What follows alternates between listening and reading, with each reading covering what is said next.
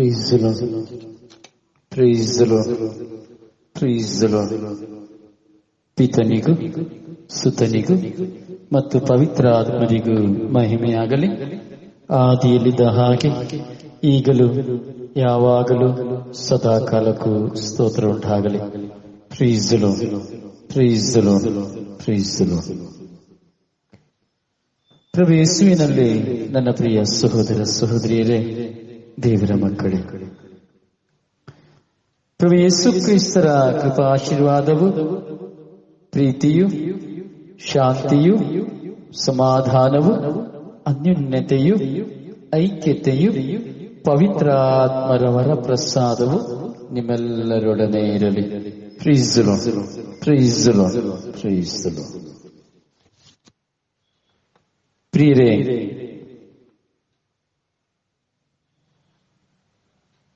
ನಮ್ಮ ಜೀವನ ಕೃತಾರ್ಥಕವಾದಂತಹ ಜೀವನ. ಈ ಕೃತಾರ್ಥಕವಾದಂತಹ ಜೀವನದಲ್ಲಿ ನಾವು ಕೃತಜ್ಞರಾಗಿ ಬಾಳುವುದೇ ನಿಜವಾದ ವಿಶ್ವಾಸದ ಜೀವನ, ಅಂದರೆ ಕ್ರಿಸ್ತೀಯ ಜೀವನ. ಕೃತಜ್ಞತೆ ಇಲ್ಲದವರಾಗಿ ನಾವು ಜೀವಿಸುವುದಾದರೆ ಅದು ವಿಶ್ವಾಸದ ಜೀವನವಲ್ಲ. ಕೃತಜ್ಞತೆ ತುಂಬಿದಂತಹ ಜೀವನವೇ ವಿಶ್ವಾಸದ ಜೀವನ. ನಾವು ಎಲ್ಲ ಅವಶ್ಯಕತೆಗಳಿಗಾಗಿ, ಅವಶ್ಯಕತೆಗಳ ಅಭಿಪ್ರಾಯಗಳಿಗಾಗಿ ದೇವರ ಸನ್ನಿಧಿಯಲ್ಲಿ ಪ್ರಾರ್ಥಿಸುವುದು ಸಹಜವಾದದ್ದು. ಆದರೆ ದೇವರ ವಾಕ್ಯ ಹೇಳುತ್ತದೆ, ನೀವು ಎಲ್ಲಾ ಸಮಯದಲ್ಲಿಯೂ ಕೃತಜ್ಞತಾ ಸ್ತೋತ್ರವನ್ನು ಸಲ್ಲಿಸಿರಿ ಎಂಬುದಾಗಿ. ಎಲ್ಲಾ ವೇಳೆಯಲ್ಲೂ ದೇವರಿಗೆ ಕೃತಜ್ಞತಾ ಸ್ತೋತ್ರವನ್ನು ಸಲ್ಲಿಸಿರಿ ಎಂಬುದಾಗಿ. ಪ್ರಿಯರೇ, ಕೃತಜ್ಞತೆಯುಳ್ಳವರಾಗಿ ದೇವರ ಸನ್ನಿಧಿಯಲ್ಲಿ ನಾವಿರಬೇಕು. ಎಂದರೆ ದೇವರ ಮುಂದೆ ನಾನು ಕೃತಜ್ಞತೆಯುಳ್ಳವಳಾಗಿದ್ದೇನೆ ಎಂಬುದಾದರೆ ನಾನು ದೇವರು ನಮಗೆ ಕೊಟ್ಟಂತಹ ವ್ಯಕ್ತಿಗಳ ಮುಂದೆ, ಸಮೂಹದ ಮುಂದೆ ಕೃತಜ್ಞತೆಯುಳ್ಳವರಾಗಿರಬೇಕು. ಸಮೂಹದಲ್ಲಿಯೂ ಅಥವಾ ದೇವರು ನಮಗೆ ಕೊಟ್ಟಂತಹ ವ್ಯಕ್ತಿಗಳ ಮುಂದೆಯೂ ನಾವು ಕೃತಜ್ಞತೆಯುಳ್ಳವರಾಗಿರದೆ ಹೋದರೆ ದೇವರ ಮುಂದೆ ಕೃತಜ್ಞತೆಯನ್ನು ತೋರುವುದರಲ್ಲಿ ಏನೂ ಪ್ರಯೋಜನವಿಲ್ಲ. ದೇವರಿಗೆ ನಾವು ಎಷ್ಟೇ ಹೇಳಬಹುದು, ಯೇಸುವೇ ಸ್ತೋತ್ರ ಸ್ತೋತ್ರ ಹಲ್ಲೆಲೂಯಾ ಎಂಬುದಾಗಿ ಸ್ತುತಿಸಬಹುದು. ದೇವ ನೀವು ಕೊಟ್ಟಿದ್ದಕ್ಕಾಗಿ ಸ್ತೋತ್ರ, ಮಾಡಿದ್ದಕ್ಕಾಗಿ ಸ್ತೋತ್ರ, ಸಮಥಿಂಗ್ ಏನು ಬೇಕಾದ್ರೆ ನಾವು ಕೃತಜ್ಞತೆಯನ್ನು ಸಲ್ಲಿಸಬಹುದು. ಆದರೆ ನನ್ನ ಜೀವನದಲ್ಲಿ ಕೃತಜ್ಞತೆ ಇಲ್ಲದೆ ಹೋದರೆ, ನಮ್ಮ ಜೀವನದಲ್ಲಿ ಕೃತಜ್ಞತೆಯನ್ನು ನಾವು ಕಾಣದೆ ಹೋದರೆ ಆ ಕೃತಜ್ಞತೆಯ ಫಲ ಪ್ರಯೋಜನವಿಲ್ಲ. ವಿಶ್ವಾಸವೇ ನಾವು ದೇವರ ಮುಂದೆ ತೋರಿಸುವಂತಹ ವಿಶ್ವಾಸವೇ ಕೃತಜ್ಞತೆಯ ಒಂದು ಫಲ. ಹಾಗೂ ಕೃತಜ್ಞತೆಯೇ ವಿಶ್ವಾಸದ ಒಂದು ಫಲ. ಪ್ರಿಯ ಸಹೋದರನೇ ಸಹೋದರಿಯೇ, ಈ ಬೆಳಗಿನ ಜಾವದಲ್ಲಿ ನಾವು ಪ್ರಭುವಿನ ಸನ್ನಿಧಿಯಲ್ಲಿದ್ದೇವೆ. ಪ್ರಭುವಿನ ಸನ್ನಿಧಿಯಲ್ಲಿರುವಂತಹ ನಾವು ಪ್ರಭುವನ್ನ ಆರಾಧಿಸಿ, ಸ್ತುತಿಸಿ, ಮಹಿಮೆ ಪಡಿಸುವುದಕ್ಕಾಗಿ ಈ ಬೆಳಗಿನ ಜಾವದಲ್ಲಿ ನಾವು ಕಣ್ಣುಗಳನ್ನು ತೆರೆದಿದ್ದೇವೆ. ಹಾಗೂ ಪವಿತ್ರ ಬಲಿ ಪೂಜೆಯಲ್ಲಿ ಭಾಗವಹಿಸುತ್ತೇವೆ. ಹಾಗೂ ವೈಯಕ್ತಿಕ ಪ್ರಾರ್ಥನೆಯಲ್ಲಿ ನಾವು ಭಾಗವಹಿಸುತ್ತೇವೆ. Praise the lord. Hallelujah, hallelujah, hallelujah, hallelujah, hallelujah. ಹೌದು ಪ್ರಿಯರೇ, ಕೃತಜ್ಞತಾ ಭಾವವೇ ನಿಜವಾದ ವಿಶ್ವಾಸಿಯ ಭಂಗಿ. ಅರ್ಥ ಆಯ್ತಲ್ಲ? ಕೃತಜ್ಞತೆ ಇಲ್ಲದವರಾಗಿ ನಾವು ಜೀವಿಸುವುದಾದರೆ ಅದು ವಿಶ್ವಾಸ ಅಲ್ಲವೇ ಅಲ್ಲ. ವಿಶ್ವಾಸ ವ್ಯಕ್ತಪಡಿಸಲಿಕ್ಕೆ ಆಗುವುದೇ ಇಲ್ಲ. ಪ್ರಿಯರೇ, ನಾವು ದೇವರ ಮಗನಾಗಿ ಮಗಳಾಗಿ ಈ ಬೆಳಗಿನ ಜಾವದಲ್ಲಿ ನಾವು ಕುಳಿತುಕೊಂಡಿದ್ದೇವೆ. ದೇವರ ಆ ನೀತಿ ನಿಯಮಗಳನ್ನು ನಾವು ಕಂಡುಕೊಳ್ಳಬೇಕು. ದೇವರಿಗೆ ನಮ್ಮ ಮುಂದೆ ಇರುವಂತಹ ನೀತಿ ನಿಯಮಗಳನ್ನ ನಾವು ತೋರ್ಪಡಿಸಬೇಕು. ದೇವರ ಮುಂದೆ ನಾವು ತೋರ್ಪಡಿಸಬೇಕು. Praise the lord. Hallelujah, hallelujah, hallelujah, hallelujah. ಹೌದು ಪ್ರಿಯರೇ, ನೀತಿ ನಿಯಮಗಳನ್ನ ನಾವು ನಮ್ಮ ಜೀವನದಲ್ಲಿ ಕಂಡುಕೊಳ್ಳುವಾಗ, ಪ್ರಾಮಾಣಿಕತೆಯನ್ನು ನಮ್ಮ ಜೀವನದಲ್ಲಿ ಕಂಡುಕೊಳ್ಳುವಾಗ, ಅಥವಾ ನಾವು ದೇವರು ನಮಗೆ ಕೊಟ್ಟಂತಹ ಕರೆಯನ್ನ ನಾವು ಮನಪೂರ್ವಕವಾಗಿ ನಾವು ಅನುಸರಿಸುವಾಗ ಮಾತ್ರವೇ ವಿಶ್ವಾಸಿಯ ಪಾತ್ರವನ್ನ ನಾವು ಪೂರ್ತೀಕರಿಸಲಿಕ್ಕೆ ಸಾಧ್ಯ. ಇದಕ್ಕೆ ನಮಗೆ ನಿರ್ಮಲ ಮನಸ್ಸು ಬೇಕು. ನಮಗೆ ನಿರ್ಮಲ ಮನಸ್ಸು ಬೇಕು. ನಿರ್ಮಲ ಮನಸ್ಸಿಲ್ಲದಿದ್ದರೆ ಏನೂ ಪ್ರಯೋಜನವಿಲ್ಲ. ನಿರ್ಮಲ ಮನಸ್ಸಿಲ್ಲದೆ ಕೃತಜ್ಞತೆ ಸಲ್ಲಿಸಿದರೂ ಪ್ರಯೋಜನ ಇಲ್ಲ. ನಿರ್ಮಲ ಮನಸ್ಸಿಲ್ಲದಿದ್ದರೆ ನಾವು ಎಷ್ಟು ಪ್ರಾರ್ಥಿಸಿದರೂ ಪ್ರಯೋಜನವಿಲ್ಲ. ನಿರ್ಮಲ ಮನಸ್ಸಿಲ್ಲದೆ ಹೋದರೆ ಎಷ್ಟು ಆರಾಧಿಸಿದರೂ ಪ್ರಯೋಜನವಿಲ್ಲ. ಎಷ್ಟು ಗಂಟೆಗಳ ಕಾಲ ದೇವರ ಮುಂದೆ ಕುಳಿತುಕೊಂಡರೂ ಪ್ರಯೋಜನವಿಲ್ಲ. ನಿರ್ಮಲ ಮನಸ್ಸು ನಮಗಿರಬೇಕು, ಪ್ರೀತಿಸುವ ಹೃದಯ ನಮಗಿರಬೇಕು. ಅದೇ ದೇವರ ಪ್ರತಿರೂಪ. ಪ್ರೀಸ್ ದಿ ಲಾರ್ಡ್. Hallelujah, hallelujah. ಅದೇ ದೇವರ ಪ್ರತಿರೂಪ. ಈ ದೇವರ ಪ್ರತಿರೂಪವೇ ನಮ್ಮ ವಿಶ್ವಾಸ ಹಾಗೂ ನಮ್ಮ ಪ್ರೀತಿ. ನಾನು ದೇವರ ಪ್ರತಿರೂಪವಾಗಿದ್ದೇನೆ ಎಂಬುದಾದರೆ ನನ್ನಲ್ಲಿರುವ ನಿರ್ಮಲ ಮನಸ್ಸು ಅದನ್ನು ಗೋಚರಪಡಿಸುತ್ತದೆ. ನಮ್ಮಲ್ಲಿರುವಂತಹ ನಿರ್ಮಲ ಮನಸ್ಸು ಅದನ್ನು ಪ್ರಕಾಶಿಸುತ್ತದೆ. ನೋಡುವವರ ಕಣ್ಣಿಗೋದ ಅರಿವಾಗುತ್ತದೆ, ಇದು ಇವನು ವಿಶ್ವಾಸಿ, ಇವಳು ವಿಶ್ವಾಸಿ, ಇವನು ನಿರ್ಮಲ ಮನಸ್ಸುಳ್ಳನು. ನೋಡಿ, ಬರೀ ಬಾಯಿ ಮಾತಲ್ಲಿ ನಾವು ನಿರ್ಮಲ ಮನಸ್ಸಾಗಿ ಮಾತನಾಡ್ತೇವೆ. ಬಾಯಿ ಮಾತಿನಲ್ಲಿ ಮಾತನಾಡುವಂತಹ ನಿರ್ಮಲ ಮನಸ್ಸಿನ ಮಾತುಗಳು ಉರುಳಿಲ್ಲದವು, ಅಂದ್ರೆ ರುಚಿಕರವಿಲ್ಲದವು, ಉಪಯೋಗವಿಲ್ಲದವು, ಗಾಳಿಗೆ ತೂರಿ ಹೋಗುವಂತವುಗಳು. Hallelujah, hallelujah, hallelujah, hallelujah. ಉಪದೇಶಕ ಹೇಳುತ್ತಾನೆ, ಏನು ಹೇಳುತ್ತಾನೆ? ಉಪದೇಶಕನ ನುಡಿಗಳೇನು? ಗಾಳಿಯನ್ನು ಹುಡುಕುತ್ತೇವೆ, ಗಾಳಿಯನ್ನು ಹಿಂಬಾಲಿಸುತ್ತೇವೆ ಎಂಬುದಾಗಿ ಉಪದೇಶಕ ಹೇಳುತ್ತಾನೆ. ಗಾಳಿ ಎಲ್ಲಿಂದ ಬರ್ತದೆ ಎಂದು ಗೊತ್ತಿಲ್ಲ, ಎಲ್ಲಿಗೆ ಹೋಗುತ್ತದೆ ಎಂದು ನಮಗೆ ಗೊತ್ತಿಲ್ಲ, ಹೇಗೆ ಇದೆ ಎಂಬುದಾಗಿ ನಮಗೆ ಗೊತ್ತಿಲ್ಲ. ಗೊತ್ತಿದೆಯಾ? ಪ್ರೀಸ್. ವ್ಯರ್ಥವೋ ವ್ಯರ್ಥ, ಎಲ್ಲವೂ ವ್ಯರ್ಥ, ಗಾಳಿಯನ್ನ ಹಿಂಬಟ್ಟಿಕೊಂಡು ಹೋದಂತೆ ವ್ಯರ್ಥ. ಅಂದರೆ ಪ್ರಿಯರೇ, ನಾವು ಮಾಡುವ ಪ್ರಾರ್ಥನೆಯು ಗಾಳಿ. ನಿರ್ಮಲ ಮನಸ್ಸಿಲ್ಲದೆ, ವಿಶ್ವಾಸವಿಲ್ಲದೆ, ಹಲ್ಲೆಲೂಯಾ, ಪಾವಿತ್ರತೆ ಇಲ್ಲದೆ ನಾವು ಮಾಡುವ ಪ್ರಾರ್ಥನೆ ಎಲ್ಲವೂ ವ್ಯರ್ಥವೇ. ನಾವು ಮಾಡುವ ಪ್ರಾರ್ಥನೆ ಗಾಳಿಯಾಗಿ ಹೋಗ್ತದೆ ಅಷ್ಟೇನೆ, ದೇವರ ಸನ್ನಿಧಿಗೆ ಹೋಗುವುದಿಲ್ಲ, ದೇವರ ಸನ್ನಿಧಿಗೆ ಕೇಳುವುದಿಲ್ಲ. ನಮಗೆ ತೃಪ್ತಿ, ನಾನು ಪ್ರಾರ್ಥಿಸಿದೆನು ಎಂಬ ತೃಪ್ತಿ ಅಷ್ಟೇ. ನಾನು ಪ್ರಾರ್ಥಿಸಿದೆನು ಎಂಬ ತೃಪ್ತಿಗಾಗಿ ಮಾತ್ರ ನಾವು ಪ್ರಾರ್ಥಿಸಬೇಕು ಹೊರತು ನನ್ನಲ್ಲಿ ಒಳ್ಳೆಯ ಮನಸ್ಸಿಲ್ಲದೆ ಹೋದರೆ ಏನು ಪ್ರಯೋಜನವಿಲ್ಲ. ಒಂದೆಡೆ ಹೋರಾಟವನ್ನಿಟ್ಟುಕೊಂಡು, ಇನ್ನೊಂದೆಡೆ ಮನಸ್ತಾಪವನ್ನಿಟ್ಟುಕೊಂಡು, ಇನ್ನೊಂದೆಡೆ ಪ್ರೀತಿ ಇಲ್ಲದೆ ಅಥವಾ ಯಾವುದೇ ವಿಧವಾದಂತಹ ದಯೇಕರಣೆಗಳಿಲ್ಲದೆ ನಾವು ದೇವರ ಮುಂದೆ ಕುಳಿತುಕೊಳ್ಳುವುದಾದರೆ, ಅಥವಾ ದೇವರನ್ನ ಸಾರುವುದಾದರೆ, ಅಥವಾ ದೇವರ ಮಹಿಮೆ ಪಡಿಸುವುದಾದರೆ, ಹಾಡಿ ಸ್ತುತಿಸುವುದಾದರೆ ಏನು ಪ್ರಯೋಜನವಿಲ್ಲ, ಏನೂ ಪ್ರಯೋಜನವಿಲ್ಲ. Praise the lord. Praise the Lord. Hallelujah, hallelujah, hallelujah, hallelujah, hallelujah, hallelujah. ಹೌದು ಪ್ರಿಯರೇ, ನಾನು ಮಾಡುವಂತಹ ಕಾರ್ಯಗಳು ಸಫಲವಾದ ಕಾರ್ಯಗಳಾಗಬೇಕು, ಸಫಲ ತರುವಂತಹ ಕಾರ್ಯಗಳಾಗಬೇಕು.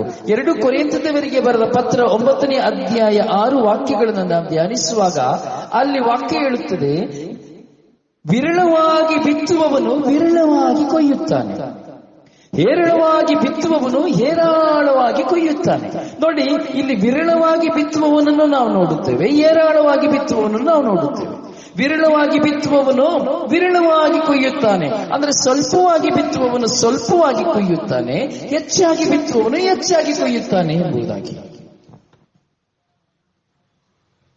ಹೌದು ಪ್ರಿಯರೇ, ನಾನು ಒಳ್ಳೆಯತನವನ್ನು ಸ್ವಲ್ಪವಾಗಿ ಬಿತ್ತಿದರೆ ಸ್ವಲ್ಪ, ಹೆಚ್ಚಾಗಿ ಬಿತ್ತಿದರೆ ಹೆಚ್ಚು. ನಾನು ಕೆಟ್ಟತನವನ್ನು ಸ್ವಲ್ಪ ಬಿತ್ತಿದರೆ ಸ್ವಲ್ಪ, ಹೆಚ್ಚಾಗಿ ಬಿತ್ತಿದರೆ ಹೆಚ್ಚು. ಹೀಗೆ ವಿರಳವಾಗಿ ಒಳ್ಳೆಯದನ್ನು ನಾನು ಬಿತ್ತುವಾಗ ಅದು ವಿರಳವಾಗಿ ಮಾತ್ರ ಇರ್ತದೆ, ಹೇರಾಳವಾಗಿ ಬಿತ್ತುವಾಗ ಅದು ಹೇರಾಳವಾಗಿ ಸಿಗುತ್ತದೆ. ಮತ್ತು ಅದಕ್ಕೆ ಯೇಸು ಸ್ವಾಮಿ ಹೇಳ್ತಾರೆ, ನೀನು ಯಾವ ಅಳತೆಯಲ್ಲಿ ಕೊಡುವೆಯೋ ಅದೇ ಅಳತೆಯಲ್ಲಿ, ನಾವು ಯಾವ ಅಳತೆಯಲ್ಲಿ ಕೊಡುವೆವೋ ಅದು ಪ್ರೀತಿಯನ್ನಾಗಬಹುದು, ಅಥವಾ ದಯೆಯನ್ನಾಗಬಹುದು, ದಾನ ಧರ್ಮವನ್ನಾಗಬಹುದು, ಅಥವಾ ಯಾವುದೇ ವಿಷಯಗಳನ್ನಾಗಲಿ, ನಾನು ಯಾವ ವಿಧದಲ್ಲಿ ಕೊಡುತ್ತೇನೋ ಹಾಗೆಯೇ ದೇವರು ನಮಗೆ ಕೊಡುತ್ತಾರೆ. ನಾನು ಒಳ್ಳೆಯ ಮನಸ್ಸನ್ನು ತೋರಿಸುವಾಗ ನನಗೆ ಒಳ್ಳೆಯದೇ ಸಂಭವಿಸುತ್ತದೆ, ಕೆಟ್ಟ ಮನಸ್ಸನ್ನು ತೋರಿಸುವಾಗ ಕೆಟ್ಟದೇ ನಮಗೆ ಸಂಭವಿಸುತ್ತದೆ. Hallelujah, hallelujah, hallelujah. ಹಾಗೆಯೇ ದಾನ ಧರ್ಮವನ್ನು ಕುರಿತು ಈ ದಿನದಲ್ಲಿ 2 ಕೊರಿಂಥದವರಿಗೆ ಬರೆದ ಪತ್ರದಲ್ಲಿ ನುಡಿಯುವ ಮಾತನ್ನು ಸಹ ನಾವು ನೋಡ್ತಾ ಇದ್ದೇವೆ. ಹೀಗೆ ನಾವು ಸ್ವಲ್ಪವಾಗಿ ಕೊಡುವಾಗ ಸ್ವಲ್ಪವನ್ನು ಗಳಿಸಿಕೊಳ್ಳುತ್ತೇವೆ, ಹೆಚ್ಚಾಗಿ ಕೊಡುವಾಗ ಹೆಚ್ಚನ್ನು ಗಳಿಸಿಕೊಳ್ಳುತ್ತೇವೆ. ನೀನು ಕೊಡುವಾಗ, ನೀನು ವಿರಳವಾಗಿ ಕೊಡುವಾಗ ನಿನಗೆ ವಿರಳವಾಗಿ ಕೊಡಲ್ಪಡುತ್ತದೆ. ನೀನು ಹೇರಾಳವಾಗಿ ಕೊಡುವಾಗ ನಿನಗೆ ಹೇರಾಳವಾಗಿ ಕೊಡಲ್ಪಡುತ್ತದೆ. ಅದು ಯಾವ ವಿಧದಲ್ಲಿ ಕೊಡಲ್ಪಡುತ್ತದೆ ಎಂಬುದು ನಮಗೆ ಅರಿವಾಗುವುದಿಲ್ಲ. ಆದರೆ ಕೊಡಲ್ಪಟ್ಟದ್ದು ನಮಗೆ ಹಿಂತಿರುಗುವಾಗ ಅದು ತುಂಬಿ ಕುಲುಕಿ ಮಡಿಲಿಗೆ ಚೆಲ್ಲುವಂತೆ ಕಳುಹಿಸಲ್ಪಡುತ್ತದೆ. Hallelujah, hallelujah. ಪ್ರಿಯರೇ, ಈ ದಿನದಲ್ಲಿ ನಾನು ಕಳೆದ ದಿನಗಳಲ್ಲಿ ಒಂದು ಕಾರ್ಯವನ್ನು ನಾನು ಪ್ರಸಾರ ಮಾಡಿದೆ. ಒಂದು ಸೇವಾ ಕಾರ್ಯಕ್ಕಾಗಿ, ಒಂದು ಯಾವುದೋ ಒಂದು ಕಾರ್ಯಕ್ಕಾಗಿದೆ, ಸಿಡಿ ಕಾರ್ಯಕ್ರಮದ ಬಗ್ಗೆ ಹೇಳಿ ಬರುವಾಗ ಯಾರಿಗಾದರೂ ಉದಾರತೆಯಿಂದ ಕೊಡುವ ಮನಸ್ಸಿದ್ದರೆ ಸಿಡಿ ಪೆನ್ ಡ್ರೈವ್ಗಳ ಈ ಎಲ್ಲ ಕಾರ್ಯವನ್ನು ನಾನು ಅನೌನ್ಸ್ ಮಾಡಿ ಬರಬೇಕಾದ್ರೆ, ಅನೌನ್ಸ್ ಮಾಡಿ ಬಂದಾಗ ನನಗೆ ಒಂದು ಮಾಹಿತಿ. ಅನೌನ್ಸ್ ಮಾಡಿ ಆದ್ಮೇಲೆ ಪ್ರಿಯರೇ, ನಾನು ಯಾವುದನ್ನು ಯಾರಿಂದ ಅಪೇಕ್ಷಿಸಲಿಲ್ಲ, ಆಸೆ ಸಹ ಪಡಲಿಲ್ಲ. ದೇವರ ಇಚ್ಛೆ ಇದ್ರೆ ಆ ಕಾರ್ಯ ಖಂಡಿತವಾಗಿ ನಡೆಯುತ್ತದೆ ಎಂಬುದಾಗಿ. ಪ್ರಿಯರೇ, ನನ್ನ ಮುಂದೆ ಎಷ್ಟೋ ಜನ ಇರಬಹುದು, ಕೊಡುವವರು ಇರುವರು ಎಷ್ಟೋ ಮಂದಿ ಇದ್ದಾರೆ.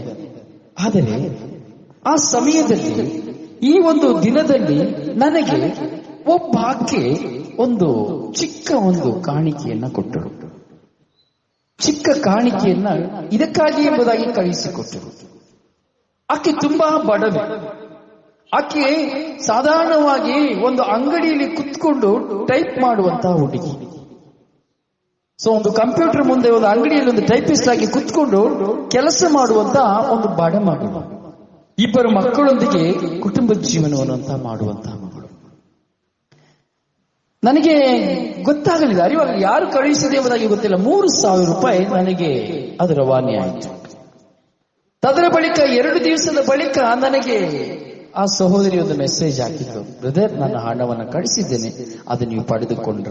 ನನಗೆ ತುಂಬಾ ಚಿರಪರಿಚಯವಾದಂತಹ ಮಗಳು, ಚಿಕ್ಕ ಪ್ರಾಯದವಳು, ಚಿರಪರಿಚಯದವಳು, ತುಂಬಾ ವಿಶ್ವಾಸ, ಮಧ್ಯಸ್ಥ ಪ್ರಾರ್ಥನೆಯನ್ನು ನಯಿಸುವಂತಹ ವಿಶ್ವಾಸಿಯಾದ ಮಗಳು. ಪ್ರಿಯರೇ, ಯಾಕೆ ನಾನು ಹೇಳ್ತಾ ಇದ್ದೇನೆ ಅಂದರೆ, ಕೊಡುವವರೆಲ್ಲರ ಕೈಗಳು ಆಶೀರ್ವಾದವಾದದ್ದೇ. ಆದರೆ ಇಲ್ಲಿ ಈ ಒಂದು ಸೇವಾ ಕಾರ್ಯಕ್ಕಾಗಿ ತನ್ನ ಹೃದಯವನ್ನ ತೆರೆದುಕೊಟ್ಟಂತ ಆಕೆಯ ದೊಡ್ಡ ಮನಸ್ಸು, ತನಗೆ ಸಿಕ್ಕುವಂತಹ ಕೂಲಿಯಲ್ಲಿ ದೇವರ ನಾಮವನ್ನು ಮಹಿಮೆ ಪಡಿಸಬೇಕೆಂಬುದಾಗಿ ತನ್ನ ಹೃದಯವನ್ನ ಪ್ರತಿಬಿಂಬಿಸಿದಂತಹ ಮಗಳು. ಯೇಸುಸ್ವಾಮಿನನ್ನು ನೋಡ್ತೇವೆ. ಯೇಸುಸ್ವಾಮಿ ಜೆರುಸಲೇಮಿನ ದೇವಾಲಯಕ್ಕೆ ಹೋಗುವಾಗ ಅಲ್ಲಿ ಸಂಭವಿಸಿದಂತಹ ಘಟನೆ ಏನು? ಸಂಭವಿಸಿದಂತಹ ಘಟನೆ, ಒಬ್ಬ ಫರಿಸಾಯನು ಬಂದು ಅಲ್ಲಿ ದೇವಾಲಯದಲ್ಲಿ ನಿಂತು ತನ್ನ ಕಾಣಿಕೆಯನ್ನ ಸಮರ್ಪಿಸುವುದನ್ನ, ಹಾಗೂ ಒಂದು ಬಡವಿಧವೆ ಬಂದು ದೇವರ ಮುಂದೆ, ಯೇಸುಸ್ವಾಮಿ ಮುಂದೆ ತನಗಿದ್ದಂತಹ 2 ಬೆಳ್ಳಿಯ ಕಾಸನ್ನ ಆ ಕಾಣಿಕೆಯ ಪಟ್ಟಿಯಲ್ಲಿ ಹಾಕುವಂತಹ ದೃಶ್ಯವನ್ನು. ಪ್ರಿಯರೇ, ಹೀಗೆ ನಾವು ಕೊಡುವಾಗ ನಮ್ಮ ಮನಸ್ಸಿನಿಂದ, ಪೂರ್ಣ ಮನಸ್ಸಿನಿಂದ, ನಾವು ನಿರ್ಮಲ ಮನಸ್ಸಿನಿಂದ ಕೊಡುವಾಗ ದೇವರು ನಮಗೆ ಕೊಡುತ್ತಾರೆ. ಪ್ರಿಯರೇ, ಕೊಡುವುದು ಪವಿತ್ರಾತ್ಮ ಪ್ರೇರಣೆ, ಕೊಡಿಸುವುದು ಪವಿತ್ರಾತ್ಮ ಪ್ರೇರಣೆ. ಈ ಕರುಣೆಯುಳ್ಳವನ ಮನಸ್ಸಿನಲ್ಲಿ ಅವನು ಬಡವನಾಗಿದ್ದನು. ನನಗೆ ನೆನಪುಂಟು, ಸುಮಾರು ಒಂದು 30 ವರ್ಷಗಳ ಹಿಂದೆ ಇರಬಹುದು. ಒಂದು 2 ಬಾಲಕರು, 2 ಹುಡುಗರು, ನನಗೆ ಎಂಟರ್ಪ್ರೈಸಸ್ ಇತ್ತು. ಆ ಗಳಿಗೆ ಬರುವಾಗ ನನಗೆ ತುಂಬಾ ಕಷ್ಟವಿತ್ತು. ಹೀಗೆ ಕಷ್ಟವಿರುವಾಗ ಆ 2 ಮಕ್ಕಳು ಎಮ್ಮೆ ಮೇಯಿಸ್ತಾ ಇದ್ರು, ಕೋಣ ಮೇಯಿಸ್ತಾ ಇದ್ರು ನನ್ನ ಶಾಪ್ ಎದುರುಗಳು. ಪ್ರಿಯರೇ, ಹಾಗೆ ಇರುವಾಗ ಅವ್ರು ಯಾವಾಗಲೂ ನನ್ನ ಅಂಗಡಿಗೆ ಬರೋರು, ಕುತ್ಕೊಳ್ತಾ ಇದ್ರು, ಮಾತಾಡ್ತಾ ಇದ್ರು, ಎಲ್ಲ ಇದ್ರು. ಒಂದು ದಿನ ನಾನು ಕುತ್ಕೊಂಡಿದ್ದೆ, ಯೋಚನೆ ಮಾಡ್ತಾ ಇದ್ದೆ, ಫಿನಾನ್ಷಿಯಲ್ ಪ್ರಾಬ್ಲಮ್, ತುಂಬಾ ಫಿನಾನ್ಷಿಯಲ್ ಪ್ರಾಬ್ಲಮ್, ಯೋಚನೆ ಮಾಡ್ತಾ ಇದ್ದೆ. ಪ್ರಿಯರಾಗಿ ಮಾತಾಡ್ತಾ ಇರ್ಬೇಕಾದ್ರೆ ನನ್ನ ಮನಸ್ಸಿನಲ್ಲಿ ಅವ್ರ ಹತ್ರ ಏನಾದ್ರೂ ಕೇಳು ಎಂಬುದಾಗಿ.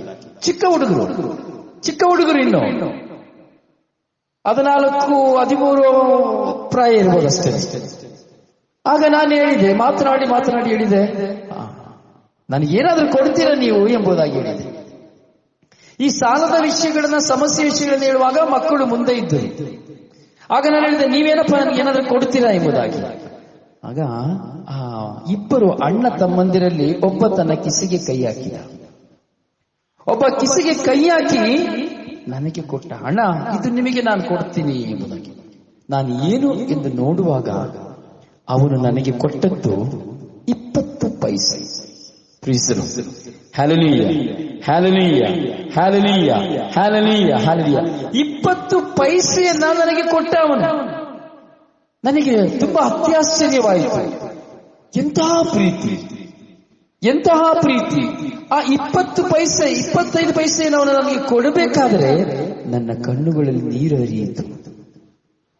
ಕಾರಣ, ಒಂದು ಎಮ್ಮೆ ಮೇಯಿಸುವಂತಹ ಒಂದು ಮಗನು, ಒಂದು ಚಿಕ್ಕ ಬಾಲಕ ನನ್ನ ಮೇಲೆ ತೋರಿದಂತ ಆ ಪ್ರೀತಿ, ಅವನು ತೋರಿದಂತ ಆ ಮಮತೆ ಎಷ್ಟು ಅಗಮ್ಯವಾದದ್ದು ಎಂಬುದು ನನಗೆ ಅರಿವಾಯಿತು.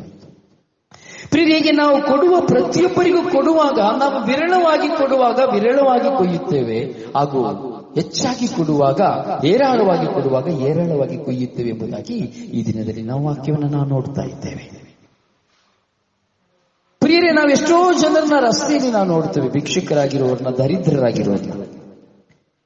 ಭಿಕ್ಷೆ ಬೇಡುವಾಗ ನಮ್ಮ ಮುಂದೆ ಬಂದು ಯಾರಾದ್ರೂ ಭಿಕ್ಷೆ ಬೇಡುವಾಗ ನಾವು ಸಾಧಾರಣವಾಗಿ ಹೇಳುವಂಥದ್ದನ್ನು ನಾನು ನೋಡ್ತೇವೆ. ನಿನಗೇನು ಕೈ ಇದೆ, ಕಾಲಿದೆ, ನಿನಗೇನು ಆರೋಗ್ಯವಾಗಿ ಹೋಗಿ ದುಡಿಲಿಕ್ಕೆ ಸಂಪಾದನೆ ಮಾಡ್ಲಿಕ್ಕೆ ಏನು ನಿನಗೆ ಎಂಬುದಾಗಿ ನಾವು ಹೇಳ್ತೇವೆ, ಬೊಬ್ಬೆ ಹಾಕ್ತೇವೆ.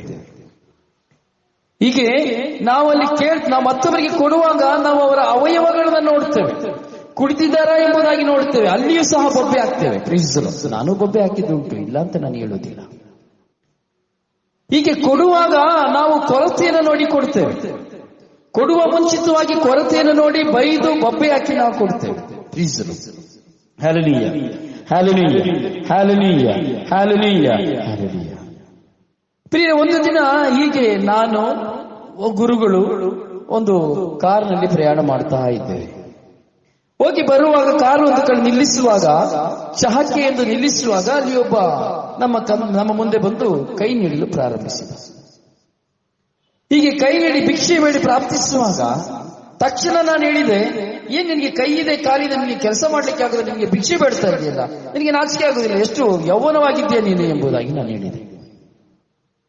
ಆಗ ಗುರುಗಳು ನನಗೆ ಹೇಳಿದರು ಒಂದು ಮಾತು. ಆ ಕಾಲದಲ್ಲಿ, ಹಲವು ಕಾಲಗಳಿಂದ, ರೊಸಾರಿಯೋ, ನಿನಗೆ ಕೊಡ್ಲಿಕ್ಕೆ ಮನಸ್ಸಿದ್ರೆ ಕೊಟ್ಟು ಬಿಡು, ನಿನ್ ಕೈಗೆ ಕೊಡ್ಲಿಕ್ಕೆ ಮನಸ್ಸಿದ್ರೆ ಕೊಟ್ಟು ಬಿಡು, ಕೇಳಿದವನನ್ನ ಹೀನೈಸಬೇಡ, ಮಾತಾಡಬೇಡ. ಯಾಕೆಂದರೆ ಅವನು ಎಷ್ಟು ಶ್ರೀಮಂತನಾಗಿದ್ದರೂ ಸಹ, ಎಂತ ಅವನು ಶ್ರೀಮಂತನಾಗಿದ್ದರೂ ಸಹ, ಹೇಗೆ ಇದ್ರೂ ಸಹ, ಅವನು ನಿನ್ನ ಮುಂದೆ ಬಂದು ಕೈ ಚಾಚುವಾಗ ಅವನು ಭಿಕ್ಷುಕ. ನಿನ್ನ ಮುಂದೆ ಕೈ ಚಾಚುವಾಗ ಅವನು ಕೇಳಲ್ಪಡಲು ಕರೆ ಹೊಂದಿದ್ದಾನೆ, ನೀನು ಕೊಡಲು ಕರೆ ಹೊಂದಿದ್ದೀಯ. ಹೀಗಿರುವಾಗ ಕೊಡಲು ಕರೆ ಹೊಂದಿರುವಂತ ನೀನು ಕೊಡುವುದನ್ನು ಮಾತ್ರ ಚಿಂತಿಸಬೇಕು. ಪಡೆದುಕೊಳ್ಳಲು ಕರೆ ಹೊಂದಿರುವವನು ಪಡೆದುಕೊಳ್ಳಲು ಮಾತ್ರ ಬಯಸುತ್ತಾನೆ. ಅದರಿಂದ ನೀನು ಕೊಡುವುದು ಬಿಡುವುದು ನಿನಗೆ ಸರಿದು. ಆದರೆ ಕೊಡುವ ಮನಸ್ಸಿದ್ದರೆ ಕೊಡು, ಹೀನೈಸಬೇಡ. ಆ ಒಂದು ಮಾತು ನನ್ನ ಹೃದಯದಲ್ಲಿ ನಾಟಿ ಹೋಯಿತು. ಅಂದಿನಿಂದ ನಾನು ಯಾವ ಕೊರತೆಗಳನ್ನು ಹೇಳುವುದಿಲ್ಲ. ನನ್ನ ಕಿಸೆಯಲ್ಲಿ ಕೈ ಹಾಕಿ ಯಾರೇ ಕೇಳಿದರೂ ನನ್ನ ಕಿಸೆಯಲ್ಲಿ ಕೈ ಹಾಕಿ ನಾನು ಅವರಿಗೆ ಕೊಡಲು ತೀರ್ಮಾನಿಸುತ್ತೇನೆ. ಇಷ್ಟು ಅಷ್ಟು ಎಂಬುದಾಗಿ ಇಲ್ಲ. ಪ್ರಿಯ, ಯಾತ ಕೇಳ್ತೇನೆ, ಇದು ನಾವು ಒಬ್ಬರಿಂದ ಒಬ್ಬರು ಕಲಿತುಕೊಳ್ಳುವಂತ ಸದ್ಗುಣಗಳು. ನಿರ್ಮಲ, ಇದೇ ಹೇಳಿದ್ರೆ ನಿರ್ಮಲ ಮನಸ್ಸು, ಪ್ರೀತಿಸುವ ಹೃದಯ. ಈ ನಿರ್ಮಲ ಮನಸ್ಸು ಬರುವಾಗ, ಈ ಪ್ರೀತಿಸುವ ಹೃದಯ ಬರುವಾಗ ನಾವು ಒಳಿತನ ಮಾಡಲು ಸಾಧ್ಯ. ಇಲ್ಲದಿದ್ದರೆ ನಮಗೆ ಒಳಿತನ ಮಾಡಲಿಕ್ಕೆ ಸಾಧ್ಯವಿಲ್ಲ. ಹೀಗೆ ದೇವರ ಯೇಸು ಸ್ವಾಮಿ ಹೇಳ್ತಾ ಇದ್ದಾರೆ, ಪ್ರತಿಯೊಬ್ಬನು ತನ್ನ ಮನಸ್ಸಿನಲ್ಲಿ ನಿಶ್ಚಯಿಸಿಕೊಂಡದನ್ನ ಕೊಡಲು. ಒಲ್ಲದ ಮನಸ್ಸಿನಿಂದಾಗಲಿ ಬಲಾತ್ಕಾರದಿಂದಾಗಲಿ ಕೊಡುವುದು ಬೇಡ. ಕೊಡುವಂತಹ ಕಾಣಿಕೆಗಳನ್ನ, ಮಾಡುವಂತಹ ದಾನ ಧರ್ಮಗಳ ಬಗ್ಗೆ ಯೇಸು ಸ್ವಾಮಿ ಹೇಳ್ತಾ ಇದ್ದಾರೆ, ನೀವು ಪ್ರತಿಯೊಬ್ಬರು ನಿಮ್ಮ ಮನಸ್ಸಿನಲ್ಲಿ ಏನ್ ಎಣಿಸ್ಕೊಳ್ತೀರಾ ಅದನ್ನ ಕೊಡಿ. ಬೇಡವಾದ ಮನಸ್ಸಲ್ಲಿ ಅಯ್ಯೋ ಕೊಡ್ಬೇಕಲ್ಲಪ್ಪ, ಅಯ್ಯೋ ಬಂದ್ಬಿಟ್ಟಿದಾರಲ್ಲಪ್ಪ, ಅಯ್ಯೋ ಮದುವೆಗೆ ಬಂದ್ಬಿಟ್ಟಿದಾರಲ್ಲ, ಮಗಳು ಮದುವೆ ಅಂದ್ಬಿಟ್ಟು, ಅಯ್ಯೋ ಡೆಲಿವರಿಗೆ ಅಂತ ಬಂದಿದ್ದಾರಲ್ಲ, ಅಯ್ಯೋ ಫೀಸ್ಗೆ ಅಂತ ಬಂದಿದ್ದಾರಲ್ಲ, ಅಯ್ಯೋ ಅವಶ್ಯಕತೆಗೆ ಅಂತ ಬಂದಿದ್ದಾರಲ್ಲ, ಅಯ್ಯೋ ಏನಪ್ಪಾ ಮಾಡೋದು, ಕೊಡ್ಲಿಲ್ಲ ಅಂದ್ರೆ ಏನ್ ನಡೆಸ್ತಾರೆ, ಒಂದು ಪಕ್ಷ ಕೊಡ್ಲಿಲ್ಲ ಅಂದ್ರೆ ನಾನು ನಾಳೆ ಕರೆದ್ರೆ ಬರೋದಿಲ್ಲ ಕೆಲಸಕ್ಕೆ, ನಾನು ಏನಾದ್ರೂ ಕೊಡದೆ ಹೋದ್ರೆ ಅವನು ನನಗೆ ನಮಗೆ ನಮ್ಮ ಸ್ವಾರ್ಥವನ್ನು ನೋಡುತ್ತವೆ ಕೆಲಸ ಕೊಡಬೇಕಾದ್ರೆ. ನಾಳೆ ಒಂದು ವ್ಯಕ್ತಿ ಸಹಾಯಕ್ಕೆ ಬರುವಾಗ ಆ ವ್ಯಕ್ತಿಯಿಂದ ಯಾವ ವಿಧದಲ್ಲಿ ನಾನು ಉಪಯೋಗವನ್ನು ಪಡೆದುಕೊಳ್ಳಕ್ಕಾಗ್ತದೆ, ಹಾಗೂ ಯಾವ ವಿಧದಲ್ಲಿ ಉಪಯೋಗ ನನಗೆ ಸಿಕ್ಕದೆ ಹೋಗ್ತದೆ ಎಂಬುದನ್ನು ಯೋಚಿಸುತ್ತೇವೆ. ಅದಕ್ಕೆ ಯೇಸು ಸ್ವಾಮಿ ಹೇಳ್ತಾ ಇದ್ದಾರೆ, ಅದನ್ನ ನೀನು ನಿಶ್ಚಯಿಸಿಕೊಂಡದನ್ನ ಕೊಟ್ಟು ಬಿಡು. ನಿನಗೆ 10 ರೂಪಾಯಿ ಕೊಡ್ಲಿಕ್ಕೆ ಮನಸ್ಸಿದ್ರೆ 10 ರೂಪಾಯಿ ಕೊಡು, ಅಥವಾ 1 ರೂಪಾಯಿ ಕೊಡಬೇಕು ಅಂತ ಮನಸ್ಸು ಬಂದ್ರೆ 1 ರೂಪಾಯಿ ಕೊಡು, 100 ರೂಪಾಯಿ ಕೊಡಬೇಕು ಅಂದ್ರೆ 100 ರೂಪಾಯಿ ಕೊಡು. ಆದರೆ ಕೊಡುವ ಮನಸ್ಸನ್ನ ಒಳ್ಳೆತನ ಮನಸ್ಸಿನಲ್ಲಿ ಕೊಡು. ಒಲ್ಲದ ಮನಸ್ಸಿನಿಂದಾಗಲಿ ಬಲಾತ್ಕಾರದಿಂದ ಇನ್ನೊಬ್ಬರಿಗೆ ಕೊಡೆಯ ಯಾಕೆ ನೀವು ಮಾಡ್ತಾ ಇದೆಯಾ ಕೊಡು, ಮತ್ತೊಬ್ಬರ ಬಲಾತ್ಕಾರದಿಂದಾಗಲಿ ಒಲ್ಲದ ಮನಸ್ಸಿನಿಂದಾಗಲಿ ನೀನು ಕೊಡಬೇಡ ಎಂಬುದಾಗಿ ದೇವರು ನಮ್ಮೊಂದಿಗೆ ಈ ದಿನದಲ್ಲಿ ಮಾತನಾಡುತ್ತಾ ಇದ್ದಾರೆ. Hallelujah, hallelujah, hallelujah, hallelujah. ಯಾಕಂದರೆ ದೇವರ ವಾಕ್ಯ ಹೇಳುತ್ತದೆ, ಯೇಸು ಸ್ವಾಮಿ ಹೇಳುತ್ತಾರೆ, ನಗು ನಗುತ್ತ ನೀಡುವ ಆತನನ್ನ ದೇವರು ಪ್ರೀತಿಸುತ್ತಾರೆ. ನಮಗೆ ಸಿಕ್ಕುವಂತ ಸಂಭಾವನೆ ನಗುತ್ತ ಕೊಡುವಾಗ ದೇವರು ನಮ್ಮನ್ನು ಪ್ರೀತಿಸುತ್ತಾರೆ. ವೆನ್ ಯು ಗಿವ್, ಯಾವಾಗ ನೀವು ಕೊಡ್ತೀರೋ ನಗುತ್ತಾ, ಯಾವಾಗ ನಾನು ನಗುತ್ತಾ ಕೊಡ್ತೀನೋ ಆಗ ದೇವರು ನನ್ನನ್ನು ಪ್ರೀತಿಸುತ್ತಾರೆ ಎಂಬುದಾಗಿ ಯೇಸು ಸ್ವಾಮಿ ಹೇಳ್ತಾ ಇದ್ದಾರೆ. ಅದರಿಂದ ಪ್ರಿಯರೇ, ನಾವು ಕೊಡುವಾಗ ನಗುತ್ತಾ ಕೊಡಬೇಕು. ನಾವು ಕೊಡುವಾಗ ನಿರ್ಮಲ ಮನಸ್ಸಿನಿಂದ ಕೊಡಬೇಕು. ನಾವು ಕೊಡುವಾಗ ಪ್ರೀತಿಯನ್ನು ತೋರಿಸಿ ಕೊಡಬೇಕು. ನಾನು ಮಾಡುವಂತ ಸೇವೆ, ಆ ಮಾನವನ ಸೇವೆ, ಆ ಮಾನವ ಸೇವೆ ಎಷ್ಟು ಅಮೂಲ್ಯವಾದದ್ದು ಎಂಬುದನ್ನು ಗ್ರಹಿಸಿ ಕೊಡಬೇಕು. ಹೌದು ಪ್ರಿಯರೇ, ಇದು ಹೇಳುವುದು ನಿರ್ಮಲ ಮನಸ್ಸು ಎಂಬುದಾಗಿ. ಹೀಗೆ ನಗುತ್ತಾ ನಾವು ದಾನ ಧರ್ಮಗಳನ್ನು ಮಾಡಬೇಕು. ನಗುತ್ತಾ ಪರರಿಗೆ ಸೇವೆಯನ್ನು ಮಾಡಬೇಕು. ಒಂದು ರೋಗಿ ಆಗಿರಬಹುದು, ಒಂದು ರೋಗಿಯನ್ನು ಶುಶ್ರೂಷೆ ಮಾಡುವಾಗಲೂ ಸಹ ಅದು ಒಂದು ಸೇವೆ, ಅದು ಸಹ ಕೊಡುವಂಥದ್ದೇ. ಒಂದು ರೋಗಿ ಶುಶ್ರೂಷೆ ಮಾಡುವಂಥದ್ದು ಸಹ ಕೊಡುವಂಥದ್ದೇ. ಒಲ್ಲದ ಮನಸ್ಸಿನಿಂದ ಅಲ್ಲ, ಬಲಾತ್ಕಾರದಿಂದಲೂ ಅಲ್ಲ, ಪ್ರೀತಿಯಿಂದ. ಒಬ್ಬ ರೋಗಿಯಾಗಿ ಅನಾರೋಗ್ಯವಾಗಿರುವಾಗ ಅವನಿಗೆ ಹೋಗಿ ನಾವು ಮಾಡುವ ಸೇವೆಯೂ ಸಹ ಒಂದು ದಾನವೇ ಆಗಿದೆ. ಇಂದು ನಾನು ಒಂದು ರೋಗಿ ಅನಾರೋಗ್ಯದಲ್ಲಿರುವವನ್ನ ಹೋಗಿ ನಾನು ಸಂಧಿಸುವಾಗ, ನಾನು ಅನಾರೋಗ್ಯವಾಗುವಂತಹ ಒಂದು ಸಂದರ್ಭಗಳಿದ್ದರೆ, ಅಥವಾ ನನ್ನ ಕುಟುಂಬದಲ್ಲಿ ಅನಾರೋಗ್ಯಕ್ಕೆ ಹೋಗುವಂತಹ ಸಂದರ್ಭಗಳಿದ್ದರೆ, ದೇವರು ನನ್ನ ಮನೆಗೆ 10 ಜನರನ್ನ ಕಳುಹಿಸಿಕೊಡ್ತಾರೆ. Hallelujah, hallelujah. ಮೂರನೆಯದಾಗಿ ನಾವು ನೋಡ್ತೇವೆ, ಸಾಂತ್ವನವಿಲ್ಲದೆ, ಸಮಾಧಾನವಿಲ್ಲದೆ, ನೆಮ್ಮದಿ ಇಲ್ಲದೆ ಇರುವಂತಹ ವ್ಯಕ್ತಿಗಳು. ಇಂತಹ ವ್ಯಕ್ತಿಗಳನ್ನು ನಾವು ಹೋಗಿ ಸಂತೈಸುವಾಗ, ಇಂತಹ ವ್ಯಕ್ತಿಗಳನ್ನ ಹೋಗಿ ಮಾತನಾಡುವಾಗಲೂ ಸಹ ಅದು ಕೊಡುವಂಥದ್ದು. ಅವರ ಜೀವನಕ್ಕೆ, ಬರಡಾಗಿ ಹೋಗುವಂತಹ ಜೀವನಕ್ಕೆ, ಸತ್ತು ಹೋಗುವಂತಹ ಜೀವನಕ್ಕೆ, ಸಮಾಧಾನ ಕಳೆದುಕೊಂಡಂತಹ ಜೀವನಕ್ಕೆ ನಾವು ಕೊಡುವಂತಹ ಸಾಂತ್ವನ ಬೆಲೆ ಕಟ್ಟಲಾಗದಂಥದ್ದು. ಸೊ ಇದು ಸಹ ಹೀಗೆ ಕೊಡುವಾಗ, ಸಾಂತ್ವನವನ್ನು ಕೊಡುವಾಗ ದೇವರು ನಮಗೆ ಅದನ್ನು ಕೊಡುತ್ತಾರೆ. ಏರಾಳವಾಗಿ ಅವರಿಗೆ ಸಮಯವನ್ನು ಕೊಟ್ಟು ಅವರನ್ನು ಸಂಧಿಸಿ ಅವರಿಗೆ ಸಾಂತ್ವನವನ್ನು ಕೊಡುವಾಗ ನಮಗೆ ಏರಾಳವಾದ ಆಶೀರ್ವಾದವನ್ನು ಪಡ್ಕೊಳ್ತೇವೆ. ಅಯ್ಯೋ ಯಾರಪ್ಪ ಹೋಗ್ತಾರೆ, ಅಯ್ಯೋ ಯಾರಪ್ಪ ಮಾತಾಡ್ತಾರೆ, ಅಯ್ಯೋ ನನ್ನ ಕೈಲಿ ಆಗುದಿಲ್ಲಪ್ಪ, ಅಯ್ಯೋ ಹೋಗಿ ಜಸ್ಟ್ ಹೋಗಿ ಬಂದ್ಬಿಡ್ತೇನೆ. ವಿರಳ ವಿರಳ ವಿರಳ ವಿರಳ. ಹೀಗೆ ಕೊಡುವುದರಲ್ಲಿ, ರೋಗಿಯನ್ನ ಶುಶ್ರೂಷೆ ಮಾಡುವುದರಲ್ಲಿ, ಅಥವಾ ಒಂದು ವ್ಯಕ್ತಿಗೆ ಸಾಂತ್ವನ ಕೊಡುವುದರಲ್ಲಿ, ಹಾಗೆ ಹಸಿವಿನಿಂದಿರುವವನಿಗೆ ತುತ್ತನ್ನು ಕೊಡುವಾಗ, ಹಸಿವಿನಿಂದಿರುವಂತಹ ವ್ಯಕ್ತಿಯನ್ನು ನೋಡಿ ಹೊಟ್ಟೆ ಹಸಿಯುತ್ತೆ ಎಂದು ಹೇಳುವಾಗ ಅವನಿಗೆ ಉಪದೇಶ ಮಾಡುವುದಲ್ಲ. ನಾವು ನೋಡ್ತೇವೆ, ಹೊಟ್ಟೆ ಹಸಿವಿದ್ರೆ ಉಪದೇಶ ಮಾಡಲಿಕ್ಕೆ ಶುರು ಮಾಡ್ತೇವೆ. ಮೊದಲು ಅವನಿಗೆ ಊಟವನ್ನು ಕೊಡಬೇಕು. ಹಸಿದವನಿಗೆ ಊಟವನ್ನು ಕೊಡುವ, ಅದು ಸಹ ಕೊಡುವಂಥದ್ದು. ಅವನ ಹಸಿವು ಸಂಪೂರ್ಣವಾಗಿ ನೀಗಿ ಹೋಗುವಾಗ, ಹೊಟ್ಟೆ ತುಂಬಿ ಹೋಗುವಾಗ ಅವನ ದೇಹ ನಮ್ಮನ್ನು ಆಶೀರ್ವದಿಸುತ್ತದೆ, ಅವನ ಮನಸ್ಸು ನಮ್ಮನ್ನು ಆಶೀರ್ವದಿಸುತ್ತದೆ, ಅವನ ಹೃದಯ ನಮ್ಮನ್ನು ಆಶೀರ್ವದಿಸುತ್ತದೆ. ಹೀಗೆ ಹಸಿದವನಿಗೆ ಕೊಡುವಾಗ ನಾವು ಇನ್ನಷ್ಟು ಏರಾಳವಾದ ಆಶೀರ್ವಾದವನ್ನು ಪಡೆದುಕೊಳ್ಳುತ್ತೇವೆ. ಅದಕ್ಕೆ ಯೇಸು ಸ್ವಾಮಿ ಹೇಳ್ತಾರೆ, ನಾನು ವಸ್ತ್ರವಿಲ್ಲದಿದ್ದೆ ನನಗೆ ವಸ್ತ್ರವನ್ನು ಕೊಟ್ಟಿರಿ, ಆಹಾರವಿಲ್ಲದಿದ್ದರೆ ನನಗೆ ಆಹಾರವನ್ನು ಕೊಟ್ಟಿರಿ, ನಾನು ಬಂದಿಯಾಗಿದ್ದೆ ನನ್ನನ್ನು ಸಂಧಿಸಿದಿರಿ. ಇವುಗಳ ಪ್ರಿಯರೇ, ಹೀಗೆ ನಾವು ಇಂತಹ ವಿಷಯಗಳಲ್ಲಿ ನಾವು ಕೊಡುವಾಗ ನಮಗೆ ಕೊಡಲ್ಪಡುತ್ತದೆ, ಆಶೀರ್ವಾದವು ನಮ್ಮ ಮೇಲೆ ಸುರಿಯಲ್ಪಡುತ್ತದೆ. ಒಲ್ಲದ ಮನಸ್ಸಿನಿಂದ ಅಲ್ಲ, ಪ್ರೀತಿಯಿಂದ ಕೊಡಬೇಕು, ನಗುತ್ತಾ ಕೊಡಬೇಕು. ನಗುತ್ತಾ ಕೊಡುವವರನ್ನ ದೇವರು ಪ್ರೀತಿಸುತ್ತಾನೆ ಎಂಬುದಾಗಿ ದೇವರು ಹೇಳ್ತಾ ಇದ್ದಾರೆ.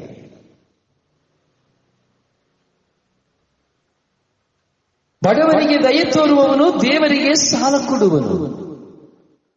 ಬಡವರಿಗೆ ದಯೆ ತೋರುವವನು ದೇವರಿಗೆ ಸಾಲ ಕೊಡುವನು.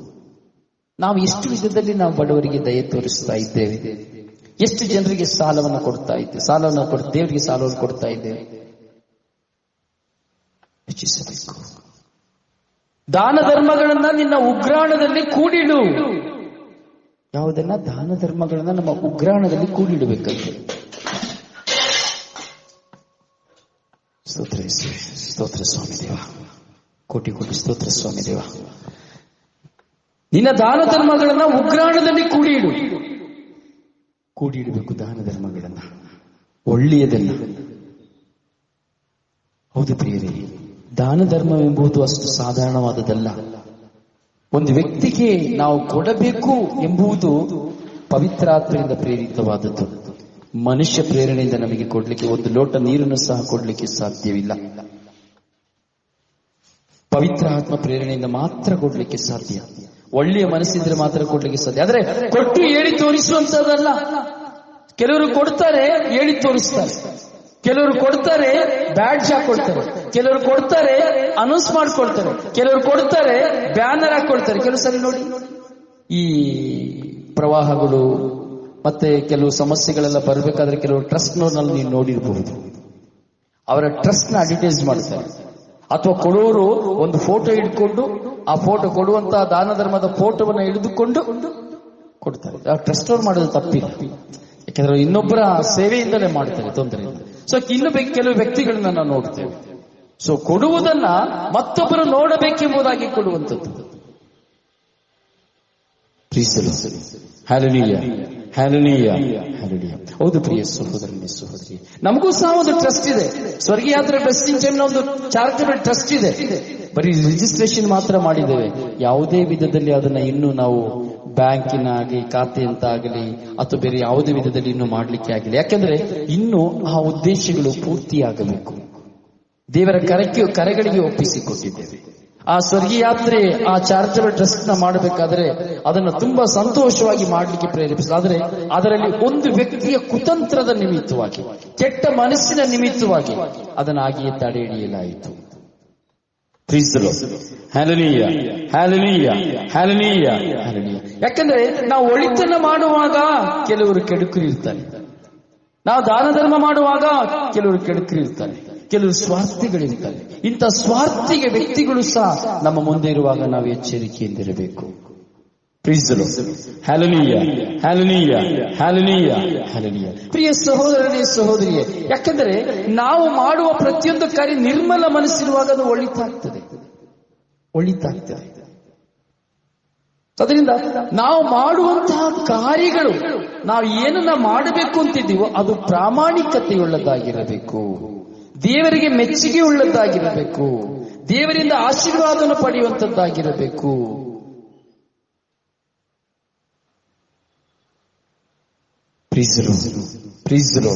Hallelujah, hallelujah. ಯಾಕೆಂದ್ರೆ ಅದೇ ರೀತಿ ನಗು ನಗುತ್ತಾ ನೀಡುವ ಆತನು ದೇವರು ಪ್ರೀತಿಸುತ್ತಾರೆ.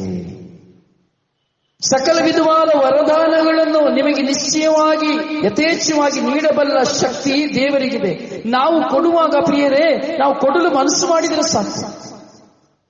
ಯಥೇಚ್ಛವಾಗಿ ದೇವರಿಗೆ ಕೊಡುವಂತಹ ಶಕ್ತಿ ಇದೆ. ಯಥಾರ್ಥವಾಗಿ ನಮಗೆ ವಿವಿಧ ವರದಾನಗಳನ್ನು ಸಹ ಕೊಡುವಂತಹ ಕೃಪೆ ದೇವರಿಂದ ಸಾಧ್ಯ.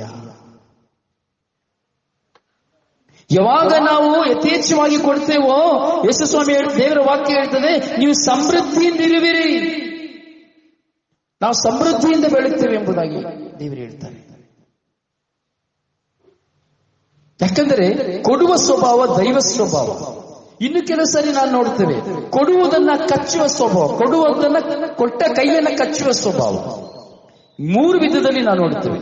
ಒಂದು ಕೊಡುವ ಸ್ವಭಾವ, ಒಂದು ಕೊಟ್ಟವರ ಕೈಯನ್ನ ಕಚ್ಚುವ ಸ್ವಭಾವ. ಒಬ್ರು ಕೊಡುವುದರಲ್ಲಿ ನಾವು ತಿಂತೇವೆ, ಒಬ್ರು ಕೊಡುವುದರಲ್ಲಿ ನಾವು ಜೀವಿಸ್ತೇವೆ, ಒಬ್ರು ಕೊಡುವುದರಲ್ಲಿ ನಾವು ಅನುಭವಿಸ್ತೇವೆ, ಎಲ್ಲ ವಿಧವಾದ ಸಂತೋಷನ ಪಡ್ಕೊಳ್ತೇವೆ. ಆದ್ರೆ ಕೊಟ್ಟ ಕೈಯನ್ನೇ ಕಚ್ಚಿಬಿಡ್ತೇವೆ. ಅಂದ್ರೆ ಆ ಕೊಟ್ಟಂತ ವ್ಯಕ್ತಿಯ ಮುಂದೆ ಪ್ರಾಮಾಣಿಕತೆ ಎಂಬುದೇ ಇರುವುದಿಲ್ಲ, ಕೃತಜ್ಞತೆ ಎಂಬುದೇ ಇರುವುದಿಲ್ಲ. ಅದೇ ಹೇಳಿದ್ದು, ಕೃತಜ್ಞತೆ ಇಲ್ಲದೆ ನಾವು ಪ್ರಾರ್ಥಿಸಿದರೆ ಪ್ರಯೋಜನವಿಲ್ಲ, ಅದು ವಿಶ್ವಾಸವಲ್ಲ. ಕೊಟ್ಟವನನ್ನ ಸನ್ಮಾನಿಸಬೇಕು. ಪಡೆದುಕೊಂಡು ಯಾರು ನಮಗೆ ಕೊಟ್ಟರೋ ಆ ಕೊಟ್ಟವಂತ ವ್ಯಕ್ತಿಯನ್ನ ಪಡೆದುಕೊಂಡವನು ಸನ್ಮಾನಿಸಬೇಕು. ಅವನು ಒಂದು ಸಾಸಿವೆ ಕೊಟ್ಟಿರಬಹುದು, ಕೃತಜ್ಞತೆಯುಳ್ಳವರಾಗಿರಬೇಕು. ಕೊಡುವ ಕೈಯನ್ನು ಕಚ್ಚುವಂತವರು ನಾವು ಆಗಬಾರದು, ಅದು ಶಪಿಸಲ್ಪಡುವಂಥದ್ದು.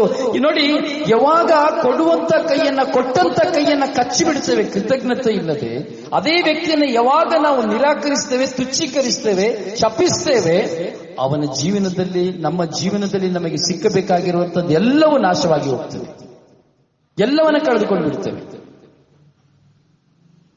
ಮತ್ತೊಬ್ಬರು ಕೊಟ್ಟು ಅದರಿಂದ ಭುಜಿಸಿ ಅಥವಾ ಜೀವಿಸಿ ಅಥವಾ ಓದಿ ವಿದ್ಯಾಸಕ್ತರಾಗಿ ಅಥವಾ ಯಾವುದೇ ವಿಧದಲ್ಲಿ ಆಗಿರಬಹುದು, ಒಬ್ಬರು ನಮಗೆ ದಾನವಾಗಿ ಧರ್ಮವಾಗಿ ಕೊಡುವ ಕೈಗಳಾಗಿ ಕೃತಜ್ಞತೆ ಉಳ್ಳವರಾಗಿ ಪವಿತ್ರಾತ್ಮ ಪ್ರೇರಣೆಯಿಂದ ಕೊಟ್ಟದ್ದನ್ನ ನಾವು ಅವರ ಕೈಗಳನ್ನ ಕಚ್ಚಿಬಿಡುತ್ತೇವೆ, ಆ ಕೃತಜ್ಞತೆಯನ್ನ ಕೀಳಾಗಿ ಕಾಣುತ್ತೇವೆ.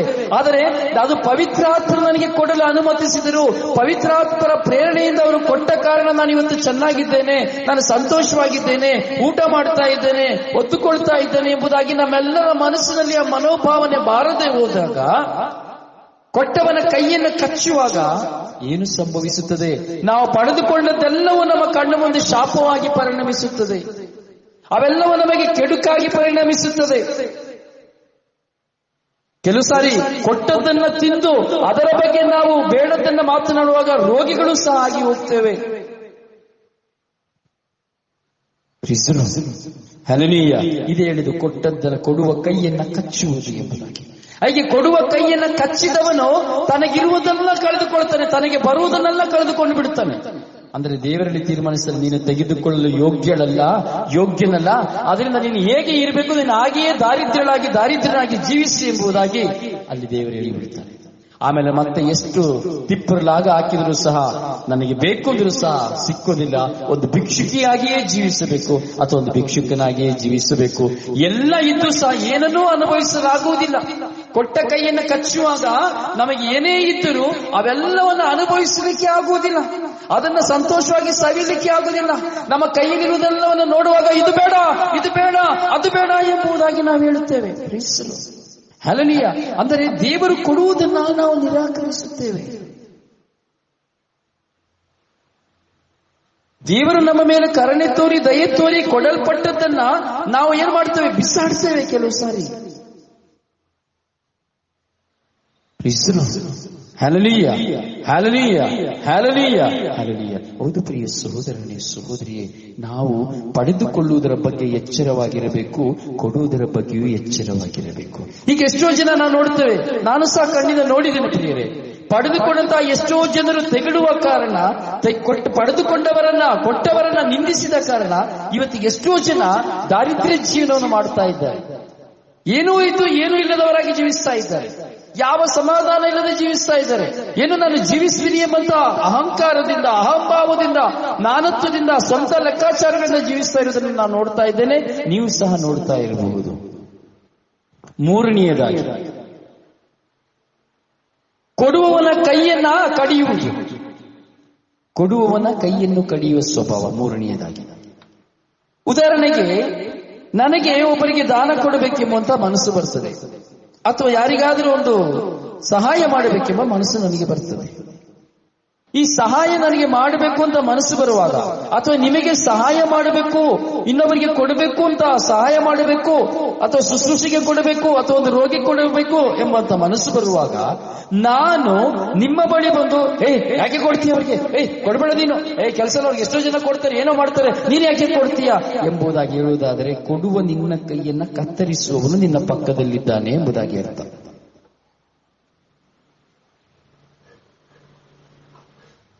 ಪಡೆದುಕೊಳ್ಳಲು ಇರುವವನಿಗೆ ನೀನು ಕೊಡುವಂತ ದಾನ ಧರ್ಮದ ಮೂಲಕವಾಗಿ ನೀನು ಪಡೆದುಕೊಳ್ಳುವಂತ ಆಶೀರ್ವಾದಕ್ಕೆ ಅಡ್ಡಗೋಡೆ ಹಾಕುವಂತ ವ್ಯಕ್ತಿ. ಇದಿಷ್ಟೋ ಜನರಲ್ಲಿ ನಡೀತಾ ಇದೆ. ಯಾಕೆ ಕೊಡ್ತೀನಿ ನೀನು ಅವರಿಗೆ? ಕೊಡಬೇಡ, ನೋ ಪ್ರಾಬ್ಲಮ್. ಇಲ್ಲಿ ದಾನ ಧರ್ಮಗಳ ಮೂಲಕವಾಗಿ ನಿನ್ನ ಪವಿತ್ರಾತ್ಮ ಪ್ರೇರಣೆಯಿಂದ ಕೊಡಬೇಕು ಅಂತ ಮನಸ್ಸು ಬರುವಾಗ ನೀನು ಕೊಟ್ಟು ಬಿಡಬೇಕು. ಅದನ್ನ ನೀನು ನೋಡಿ, ಯಾವತ್ತು ನಾವು ಒಬ್ಬರಿಗೆ ದಾನ ಧರ್ಮ ಮಾಡ್ತೇವೆ ಅನ್ನೋದಾದ್ರೆ, ಒಬ್ಬರಿಗೆ ಕೊಡ್ತೇವೆ ಅನ್ನೋದಾದ್ರೆ ತೀರ್ಮಾನಿಸಿದ ತಕ್ಷಣ ನಾವು ಕೊಟ್ಟು ಬಿಡಬೇಕು. ಒಂದು ಪಕ್ಷ ನಾಳೆ ಕೊಡುವ, ನಾಡಿದ್ದು ಕೊಡುವ, ಬರೋ ವಾರ ಕೊಡುವ ಎಂಬುದಾಗಿ ಎಣಿಸಿದ್ದೇ ಆದರೆ ಅದನ್ನ ಕೊಡುವುದಕ್ಕೆ ಸಾಧ್ಯವಾಗುವುದಿಲ್ಲ. ಸೈತಾನ ಬಂಧಿಸಿ ಬಿಡುತ್ತಾನೆ. ಇವತ್ತು ಕೊಡಬೇಕು, ಇವತ್ತು ಒಂದು ಪಕ್ಷ ನಾನು ಒಂದಿಷ್ಟು ಹಣವನ್ನು ಕೊಡಬೇಕು ಅಂತಿದ್ದೇನೆ, ಒಂದು 10,000 ರೂಪಾಯಿ ನಾನು ಕೊಡಬೇಕು ಅಂತಿದ್ದೇನೆ ಬ್ರದರ್ಗೆ, ಈ ಸ್ವರ್ಗೀಯ ಯಾತ್ರೆಗೆ ಒಂದು 10,000 ರೂಪಾಯಿ ನಾನು ದಾನವಾಗಿ ಕೊಡಬೇಕು ಅಂತಿದ್ದೀನಿ. ಇವತ್ತು ನೀವು ಯೋಚನೆ ಮಾಡಿದ್ದೀನಿ, ಸೊ ಕೊಡಬೇಕು. ಸೊ ಅಥವಾ ಯಾವುದೋ ಒಂದು ದಾರಿದ್ರ್ಯರಿಗೆ, ಯಾವುದೋ ಒಂದು ಮದುವೆಗೆ, ಯಾವುದೋ ಒಂದು ಕಾರ್ಯಕ್ಕೆ, ಯಾವುದೋ ಒಂದು ಕೆಲಸ, ಆಮೇಲೆ ತಿಳ್ಕೊಂಡ್ಬಿಡ್ಬೇಡಿ, ಓ ನೋಡಿದ್ರೆ ಅವ್ರನ್ನ ಕುರಿತು ಹೇಳಿದ್ರು, ಅವ್ರಿಗೆ ಕೊಡಬೇಕು ಅಂತ ಹೇಳಿದ್ರು ಬ್ರದರ್, ಅವ್ರಿಗೆ ಕೊಡೋದ್ರ ಬಗ್ಗೆ ಹೇಳಿದ್ರು ಅಂತ ಹೇಳಿ. ಇಲ್ಲ ಇಲ್ಲ, ಯಾವ್ದಕ್ಕಾದ್ರೂ ಸಮಥಿಂಗ್. ಸೊ ಹೀಗೆ ಕೊಡಬೇಕು ಅಂತ ಹೇಳ್ಬೇಕಾದ್ರೆ ಕೊಡಲು ಮನಸ್ಸಿರುವಾಗಲೇ ನೀವು ಕೊಟ್ಟು ಬಿಟ್ರೆ ಅದು ಆಶೀರ್ವಾದ. ಇವತ್ತು ನಾಳೆ ಕೊಡುವ ಅಂತ ಹೇಳ್ಬೇಕಾದ್ರೆ 10,000 ರೂಪಾಯಿ ಕೊಡ್ಬೇಕಾ, ಇರ್ಲಿ ಕೊಡು, ಇನ್ನೊಂದೆರಡು 3 ದಿನ ಹೋಗ್ಲಿ, 3-4 ದಿನ ಹೋಯ್ತು, ತಕ್ಷಣ ಅಲ್ಲಿ ಒಂದು ಸಾಲದ ಸಮಸ್ಯೆ ಬಂತು, ಅಥವಾ ತಕ್ಷಣ ಏನಾದ್ರೂ ಒಂದು ವಸ್ತುವನ್ನು ತೆಗೆದುಕೊಳ್ಬೇಕು ಅಂತ ಆಸೆ ಬಂತು, ಅಥವಾ ತಕ್ಷಣ ಏನಾದ್ರೂ ಒಂದು ಅವಶ್ಯಕತೆ ಬಂತು, ಆಮೇಲೆ ಕೊಟ್ರೆ ಆಯ್ತಲ್ಲ. ಸೊ ನೋವು ಏನಾಯ್ತು, ಅಲ್ಲಿ ಕಟ್ಟಾಯ್ತು. ಒಂದು. ಎರಡನೇದು, 10,000ನ 5,000 ಕೊಡೋಣ, 3,000 ಕೊಡೋಣ. ಸೊ ಮತ್ತೆ ಇನ್ನೊಂದು ಪ್ರೇರಣೆ ಆಗ್ತದೆ, ಅಯ್ಯೋ ಕೊಟ್ರೆ ಆಯ್ತು ಬಿಡು, ಏನಾಗ್ತದೆ. ಅಂದ್ರೆ ನಮಗೆ ಕೊಡುವಂತ ಮನಸ್ಸು ಬರುವಾಗ ನಾವು ಕೊಡಲು ಪವಿತ್ರಾತ್ಮ ಪ್ರೇರಣೆ ಕೊಡ್ತಾರೆ. ಯಾವಾಗ ಕೊಡಬೇಕಾಗಿರೋ ಮನಸ್ಸು ನಮ್ಮಲ್ಲಿ ಬಂದರೂ ಸಹ ಅದನ್ನ ಕೊಡಲಿಕ್ಕೆ ಆಗುವುದಿಲ್ಲವೋ ಅದು ಸೈತಾನ ಅದನ್ನ ನಾಶಪಡಿಸ್ತಾನೆ. ಕಾರಣ ಇಷ್ಟೇ, ನಾನು ಒಂದು ವ್ಯಕ್ತಿಗೆ ದಾನವನ್ನ ಕೊಡಲು ಹೋಗುವಾಗ ಆ ದಾನದಲ್ಲಿ ದೇವರ ಒಂದು ಪದ್ಧತಿ ಇರುತ್ತದೆ, ದೇವರ ಕೃಪೆ ಇರ್ತದೆ. ಯಾಕಂದ್ರೆ ಯೇಸುಸ್ವಾಮಿ ಹೇಳಿದರು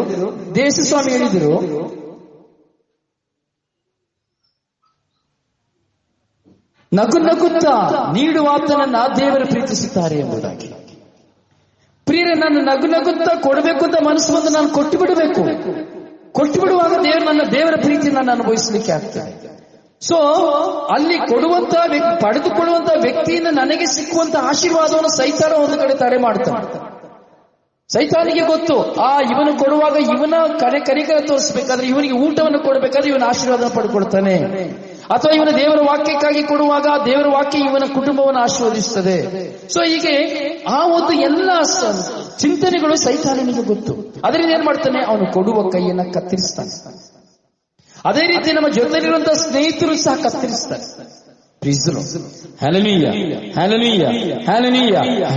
ಕೆಲವು ಸಾರಿ ನಾವು ಗ್ರೂಪ್ ಆಗಿ ಕೂತ್ಕೊಂಡಾಗ ನಾವು ಯೋಚನೆ ಮಾಡಿ ಮಾತಾಡ್ತೇವೆ. ಒಂದು ಅಷ್ಟು ಕೊಡ್ಬೇಕಾದ್ರೆ ಯಾಕಪ್ಪ ನೀನ್ ಕೊಡ್ತೀರ ಸಾಕು, ಅಯ್ಯೋ ಎಷ್ಟೋ ಅನೌನ್ಸ್ ಮಾಡ್ತಾರೆ, ಅವ್ರು ಕೇಳ್ತಾರೆ ಇವ್ರು ಕೇಳ್ತಾರೆ, ಎಷ್ಟು ಜನ ಕೊಡ್ಬೋದು, ಅವ್ರಿಗೆ ಎಷ್ಟು ಜನ ಹೇಳ್ಬೋದು. ಇಂಥ ಮನೋಭಾವಗಳಲ್ಲಿ ನಾವು ಸಿಕ್ಕಿ ಬೀಳ್ತೇವೆ, ಕೊಡ್ಲಿಕ್ಕೆ ಆಗುವುದಿಲ್ಲ. ಯಾಕೆ ಕೊಡ್ತೀಯ, ಕೊಡಬೇಡ. ಇದೆಲ್ಲ ಕಾರಣ ಇಷ್ಟೇ, ನಮಗೆ ಆ ವ್ಯಕ್ತಿಯಿಂದ ಬರುವ ಆಶೀರ್ವಾದವನ್ನ ತಡೆ ಮಾಡಲು ಸೈತಾನ ಪ್ರೇರೇಪಿಸುವಂತ ವ್ಯಕ್ತಿಗಳು ನಾನು ಆಗಬಹುದು, ನೀವು ಆಗಬಹುದು, ಯಾರು ಆಗಬಹುದು. ಹಲ್ಲೆಲೂಯಾ. ಅದರಿಂದ ದೇವರು ಎಲ್ಲಾ ವಿವಿಧ ವರದಾನಗಳು ನಮಗೆ ಯಥೇಚ್ಛವಾಗಿ ಕೊಡ್ತಾರೆ. ಆ ಶಕ್ತಿ ದೇವರಿಗಿದೆ. ನಾವು ಸದಾ ಸಮೃದ್ಧಿಯಾಗಿರ್ತೇವೆ ಯಾವಾಗ ಕೊಡುವಾಗ. ಹೀಗೆ ಸಕಲ ಸತ್ಕಾರ್ಯಗಳಿಗೆ ಹೃತ್ಪೂರ್ವಕವಾಗಿ ನೆರವಾಗುವಿರಿ. ದೀನದಲಿತರಿಗೆ ಧಾರಾಳವಾಗಿ ನೀಡುವವನು ಅನವರತ ಇರುವುದು ಅವನ ದಾನ ಧರ್ಮದ ಫಲ ಎಂಬುದಾಗಿ ದೇವರ ವಾಕ್ಯ ಪವಿತ್ರ ಗ್ರಂಥವು ಹೇಳುತ್ತದೆ. ಪ್ರಿಯರೇ, ದೀನದಲಿತರಿಗೆ ಧಾರಾಳವಾಗಿ ನೀಡುವವನು ಅನವರತ ಇರುವುದು ಅವನ ದಾನ ಧರ್ಮದ ಫಲ, ಎಂದಿಗೂ ಶಾಶ್ವತವಾಗಿ ಅಳಿಯದೆ ಇರುವುದು ಅದರ ಫಲ ಎಂಬುದಾಗಿ ದೇವರ ವಾಕ್ಯ ನಮ್ಮ ಮುಂದೆ ಹೇಳ್ತಾ ಇದೆ. ಬಿತ್ತುವವನಿಗೆ ಬೀಜವನ್ನ, ಉಣ್ಣುವವನಿಗೆ ಊಟವನ್ನ ಒದಗಿಸುವ ದೇವರು ಬಿತ್ತನೆಗೆ ಬೇಕಾದ ಬೀಜವನ್ನ ನಿಮಗೂ ಕೊಟ್ಟು ಅದನ್ನ ಬೆಳೆಸುವುದು, ನಿಮ್ಮ ದಾನ ಧರ್ಮದ ಫಲಗಳು ಸಮೃದ್ಧಿಗೊಳ್ಳುವಂತೆ ಮಾಡುವರು. ಹಲ್ಲೆಲೂಯಾ. ಪ್ರಿಯರೇ, ನಾವು ಎಣಿಸ್ತೇವೆ ದಾನ ಧರ್ಮ ಎಂಬುದು ಒಂದು ಬೀಜ, ದಟ್ ಈಸ್ ಒನ್ ಸೀಡ್. ನಾವು ಕಾಣಿಕೆಯನ್ನು ಕೊಡುವುದನ್ನ, ಕಾಣಿಕೆಯನ್ನು ಬಿತ್ತುತ್ತೇವೆ. ದಾನ ಧರ್ಮವನ್ನು ಕೊಡುವುದನ್ನ, ದಾನ ಧರ್ಮವನ್ನು ಬಿತ್ತುತ್ತೇವೆ. ಹೀಗೆ ನೀವು ನನಗೆ ಕೊಡುವಂತ ಯಾವುದು ಇದ್ದರೂ ಸಹ, ಯಾವ ಕಾಣಿಕೆಯಾಗಿ ಕೊಡುವುದಲ್ಲ, ನೀವು ಬಿತ್ತುವುದು. ದೇವರ ವಾಕ್ಯಕ್ಕಾಗಿ ನೀವು ಕೊಡುವುದು ಬಿತ್ತುವುದು. ದೇವರ ಸಾಮ್ರಾಜ್ಯವನ್ನು ಸಾರೋದಕ್ಕಾಗಿ ನೀವು ಕೊಡುವುದು ಬಿತ್ತುವುದು. ಅದು ಕಾಣಿಕೆಯನ್ನು ಕೊಡುವುದಲ್ಲ, ಬಿತ್ತುವಂಥದ್ದು. ನಿಮ್ಮ ಫಲವನ್ನ, ನಿಮ್ಮ ಉದಾರತೆಯ ಮನಸ್ಸನ್ನ, ನಿಮ್ಮ ಸೇವಾ ಮನೋಭಾವನ ಮನಸ್ಸನ್ನ, ಶುಭ ಸಂದೇಶವನ್ನು ಸಾರುವುದಕ್ಕಾಗಿ ನೀವು ಕೊಡುವಂಥದ್ದು. ಪ್ರಿಯರೇ, ಕೊಡುವಂಥದ್ದಲ್ಲ, ಬಿತ್ತುವಂಥದ್ದು. ಬಿತ್ತುವಾಗ ಸಮೃದ್ಧಿಯಾಗಿ ಬೆಳೆಯಲ್ಪಡುತ್ತದೆ. ದಾನ ಧರ್ಮದ ಫಲಗಳು ಸಮೃದ್ಧಿಗೊಳ್ಳುವಂತೆ ಮಾಡುವರು ದೇವರು. ಅದರಿಂದ ನಾನು ಕೊಡುವಂತಹ ದಾನ ಅದು ಬರೀ 100 ರೂಪಾಯಿ ಆಗಿದ್ರೆ ಅದು ಬಿತ್ತಲ್ಪಡುವಂಥದ್ದು. ಹೇಗೆ ಬಿತ್ತಲ್ಪಡುವಂಥದ್ದು ಅಂತ ಹೇಗೆ ಹೇಳ್ತೀರಿ ಅಂತ ಕೇಳಬಹುದು. ಪವಿತ್ರಾತ್ಮರಿಗೆ ತಿಳಿಸ್ತಾ ಇದ್ದಾರೆ. ನೋಡಿ, ಒಂದು ಹಲಸಿನ ಬೀಜವನ್ನು ತೆಗೆದುಕೊಂಡು ಹೋಗಿದ್ದೇವೆ. ಒಂದು ಹಲಸಿನ ಬೀಜವನ್ನು ನಾನು ಬಿತ್ತಿದ್ದೆ ಆದರೆ ಅದು ಮರವಾಗಿ ಬೆಳೆಯುವಾಗ ಎಷ್ಟು ಹಲಸಿನ ಬೀಜವನ್ನು ಕೊಡುತ್ತದೆ? ಲೆಕ್ಕ ಹಾಕಲಿಕ್ಕೆ ಸಾಧ್ಯನಾ? ಒಂದು ಕುಂಬಳಕಾಯಿ ಒಂದೇ ಒಂದು ಬೀಜವನ್ನು ತೆಗೆದುಕೊಂಡು ಬಿತ್ತಿದಾಗ ಆ ಕುಂಬಳಕಾಯಿ ಗಿಡದಲ್ಲಿ ಎಷ್ಟು ಕುಂಬಳಕಾಯಿ ಬಿಡುತ್ತದೆ? ಅದರಲ್ಲಿರುವಂತಹ ಬೀಜವನ್ನು ಎಣಿಸಲಿಕ್ಕೆ ಸಾಧ್ಯನಾ? ಒಂದು ಸಾಸಿವೆ ಬೀಜವನ್ನು ಬಿತ್ತಿದಾಗ ಆ ಸಾಸಿವೆ ಬೀಜದಲ್ಲಿ ಗಿಡದಲ್ಲಿ ಎಷ್ಟು ಸಾಸಿವೆಗಳು ಬಿಡುತ್ತದೆ? ಒಂದು ಗೋಧಿಯ ತೆನೆಯಲ್ಲಿ ಇರುವಂತ ಒಂದೇ ಒಂದು ಗೋಧಿಯನ್ನ, ಒಂದೇ ಒಂದು ಭತ್ತವನ್ನ, ಒಂದೇ ಒಂದು ರಾಗಿಯನ್ನು ಬಿತ್ತುವಾಗ ಅದು ತನ್ನ ತೆನೆಗಳಲ್ಲಿ ಎಷ್ಟನ್ನು ಕೊಡುತ್ತದೆ? ಒಂದು ಬಿತ್ತಿದ್ರೆ ಧಾರಾಳವಾಗಿ ನಾವು ಕೊಯ್ಯುತ್ತೇವೆ, ಧಾರಾಳವಾಗಿ ನಮಗೆ ಸಮೃದ್ಧಿಯಾಗಿ ನಮಗೆ ಸಿಗುತ್ತದೆ. ಅದರಲ್ಲೂ ಪ್ರಿಯರೇ, ಶುಭ ಸಂದೇಶ ಕಾರ್ಯಕ್ಕಾಗಿ, ದೇವರ ಸಾಮ್ರಾಜ್ಯಕ್ಕಾಗಿ ಕೊಡುವವನು ಸಮೃದ್ಧಿಯಾಗಿರುತ್ತಾನೆ ಎಂಬುವಂಥದ್ದು ಸತ್ಯ. ನಿಜವಾಗಿಯೂ ಶುಭ ಸಂದೇಶ ಕಾರ್ಯಕ್ಕಾಗಿ, ದೇವರ ಸಾಮ್ರಾಜ್ಯಕ್ಕಾಗಿ ಕೊಡುವವನು ಕೊಡುವುದಲ್ಲ, ಅವನು ಬಿತ್ತುತ್ತಾನೆ. ಏಕೆ? ಹಲವಾರು ಆತ್ಮಗಳ ಸಂರಕ್ಷಣೆಗಾಗಿ, ಹಲವಾರು ಆತ್ಮಗಳು ದೇವರನ್ನು ಕಂಡುಕೊಳ್ಳುವುದಕ್ಕಾಗಿ, ಪಶ್ಚಾತ್ತಾಪ ಪಡುವುದಕ್ಕಾಗಿ, ಪರಿವರ್ತನೆ ಹೊಂದುವುದಕ್ಕಾಗಿ, ಅವನ ಕೊಡುಗೆಯ ದಾನ ಧರ್ಮದ ಮೂಲಕವಾಗಿ, ಅವನ ದುಡಿಮೆಯ ಶ್ರಮದ ಫಲದಿಂದ ಆ ಬಡವಿಧವೆಯ 2 ಕಾಸಿನಂತೆ ಅವನು ಕೊಡುವಾಗಲೂ ಆ 2 ಕಾಸಾಗಿ ಕೊಡುವಂತಹ ದಾನ ಧರ್ಮವು ಬಿತ್ತಲ್ಪಟ್ಟು ಹೇರಾಳವಾದ ಬೆಳೆಯನ್ನ ಕೊಡುವಂತಾಗಿರುತ್ತದೆ. ಶುಭ ಸಂದೇಶದ ನಿಮಿತ್ತವಾಗಿ ನಾನು ಪಡೆದುಕೊಳ್ಳುವಂತಹ ಆಶೀರ್ವಾದ. ಪ್ರೀಸಲು ಹಾಗೆಯೇ ನಿನ್ನ ದಾನ ಧರ್ಮದ ಫಲಗಳು ಸಮೃದ್ಧಿಗೊಳ್ಳುವಂತೆ ಮಾಡುವನು.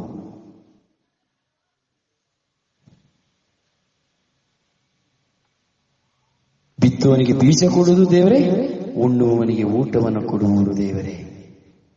ಬಿತ್ತನೆಗೆ ಬೇಕಾದಂತಹ ಬೀಜವನ್ನು ನಮಗೆ ಕೊಟ್ಟು ಅದನ್ನು ಬೆಳೆಸುತ್ತಾರೆ. ನಮ್ಮ ಕೈಲಿ ಬಿತ್ತನೆಗೆ ಬೇಕಾದಂತಹ ಬೀಜವನ್ನು ದೇವರು ಕೊಟ್ಟಿದ್ದಾರೆ, ನಿನ್ನ ಕೈಲಿ ಕೊಟ್ಟಿದ್ದಾರೆ, ನನ್ನ ಕೈಲಿ. ಈಗ ನನ್ನ ಮುಂದೆ ದೇವರ ಸಾಮ್ರಾಜ್ಯವ ಬೀಜವನ್ನು ದೇವರು ನನಗೆ ಕೊಟ್ಟಿದ್ದಾರೆ. ನನ್ನ ಕೈಲಿರುವಂತದ್ದು ಬೀಜ, ನಿಮ್ಮೆಲ್ಲರ ಪರಿವರ್ತನೆಗಾಗಿ ಉಪಯೋಗಿಸುವಂತಹ ಬೀಜ, ನಿಮ್ಮೆಲ್ಲರ ಪಶ್ಚಾತ್ತಾಪಕ್ಕಾಗಿ ಇರುವಂತಹ ಬೀಜ, ನಿಮ್ಮೆಲ್ಲರನ್ನ ಸ್ವರ್ಗರಾಜ್ಯಕ್ಕೆ ಕರೆದುಕೊಂಡು ಹೋಗಬೇಕಾದಂತಹ ಬೀಜ. ಹೀಗೆ ಪ್ರತಿಯೊಬ್ಬ ವಿಶ್ವಾಸಿಗಳ ಕೈಗಳಲ್ಲಿ ಒಂದೊಂದು ಬೀಜ, ಅಥವಾ ಸಾರುವವರಲ್ಲಿ ಕೈಗಳಲ್ಲಿ ಬೀಜ, ಹೀಗೆ ಪ್ರತಿಯೊಬ್ಬರ ಕೈಗಳಲ್ಲಿಯೂ ಬೀಜವಿದೆ. ಹೀಗೆ ಸ್ವರ್ಗೀಯ ಯಾತ್ರೆಯಲ್ಲಿಯೂ ಸಹ ಬೀಜಗಳಿದೆ. ಹೀಗೆ ಈ ಬೀಜವನ್ನು ನಾನು ನಿಮ್ಮ ಹೃದಯದಲ್ಲಿ ಬಿತ್ತಲು ನನಗೆ ದೇವರು ನನ್ನ ಕೈಯಲ್ಲಿ ಬೀಜಗಳನ್ನು ಕೊಟ್ಟಿದ್ದಾರೆ. ನಾನು ವಿರಳವಾಗಿ ಬಿತ್ತಿದರೆ ನಾನು ವಿರಳವಾಗಿ ಕೊಯ್ಯುತ್ತೇನೆ, ಏರಾಳವಾಗಿ ಬಿತ್ತಿದರೆ ನಾನು ಏರಾಳವಾಗಿ ಕೊಯ್ಯುತ್ತೇನೆ. ಅದಕ್ಕಾಗಿ ನಾನು ನಿಮ್ಮ ಮುಂದೆ ಏರಾಳವಾಗಿ ಬಿತ್ತಲು ಈ ಸಮಯವನ್ನು, ನನ್ನ ಸಮಯವನ್ನ ಫುಲ್ ಟೈಮ್ ಮಿನಿಸ್ಟ್ರಿಯಾಗಿ ನಾನು ಕೊಡ್ತಾ ಇದ್ದೇನೆ. ನನ್ನ ಜೀವನ ಈ ದಿನಗಳಲ್ಲಿ ಫುಲ್ ಟೈಮ್ ಮಿನಿಸ್ಟ್ರಿ, 24 ಗಂಟೆಗಳ ಸೇವೆ.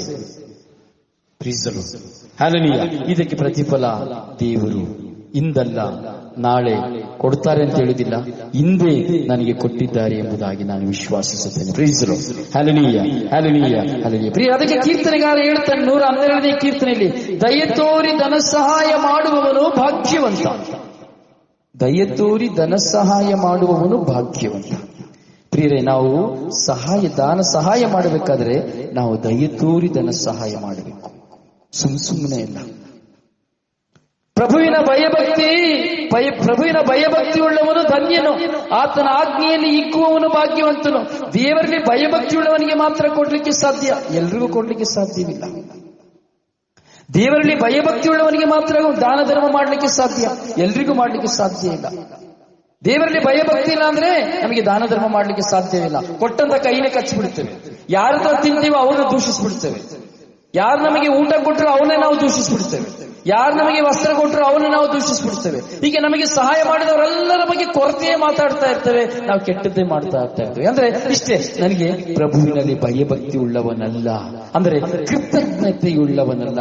ಹೀಗೆ ಕೃತಜ್ಞತೆ ಇಲ್ಲ ಅಂದ್ರೆ ಅದೇ ಹೇಳಿದ್ದು, ಕೃತಜ್ಞತೆ ಇಲ್ಲದೆ ನಾನು ಎಷ್ಟು ಪ್ರಾರ್ಥನೆ ಮಾಡಿದರೂ ಪ್ರಯೋಜನವೇ ಇಲ್ಲ. ಅದು ವಿಶ್ವಾಸದ ತಿರುಳೇ ಇಲ್ಲ.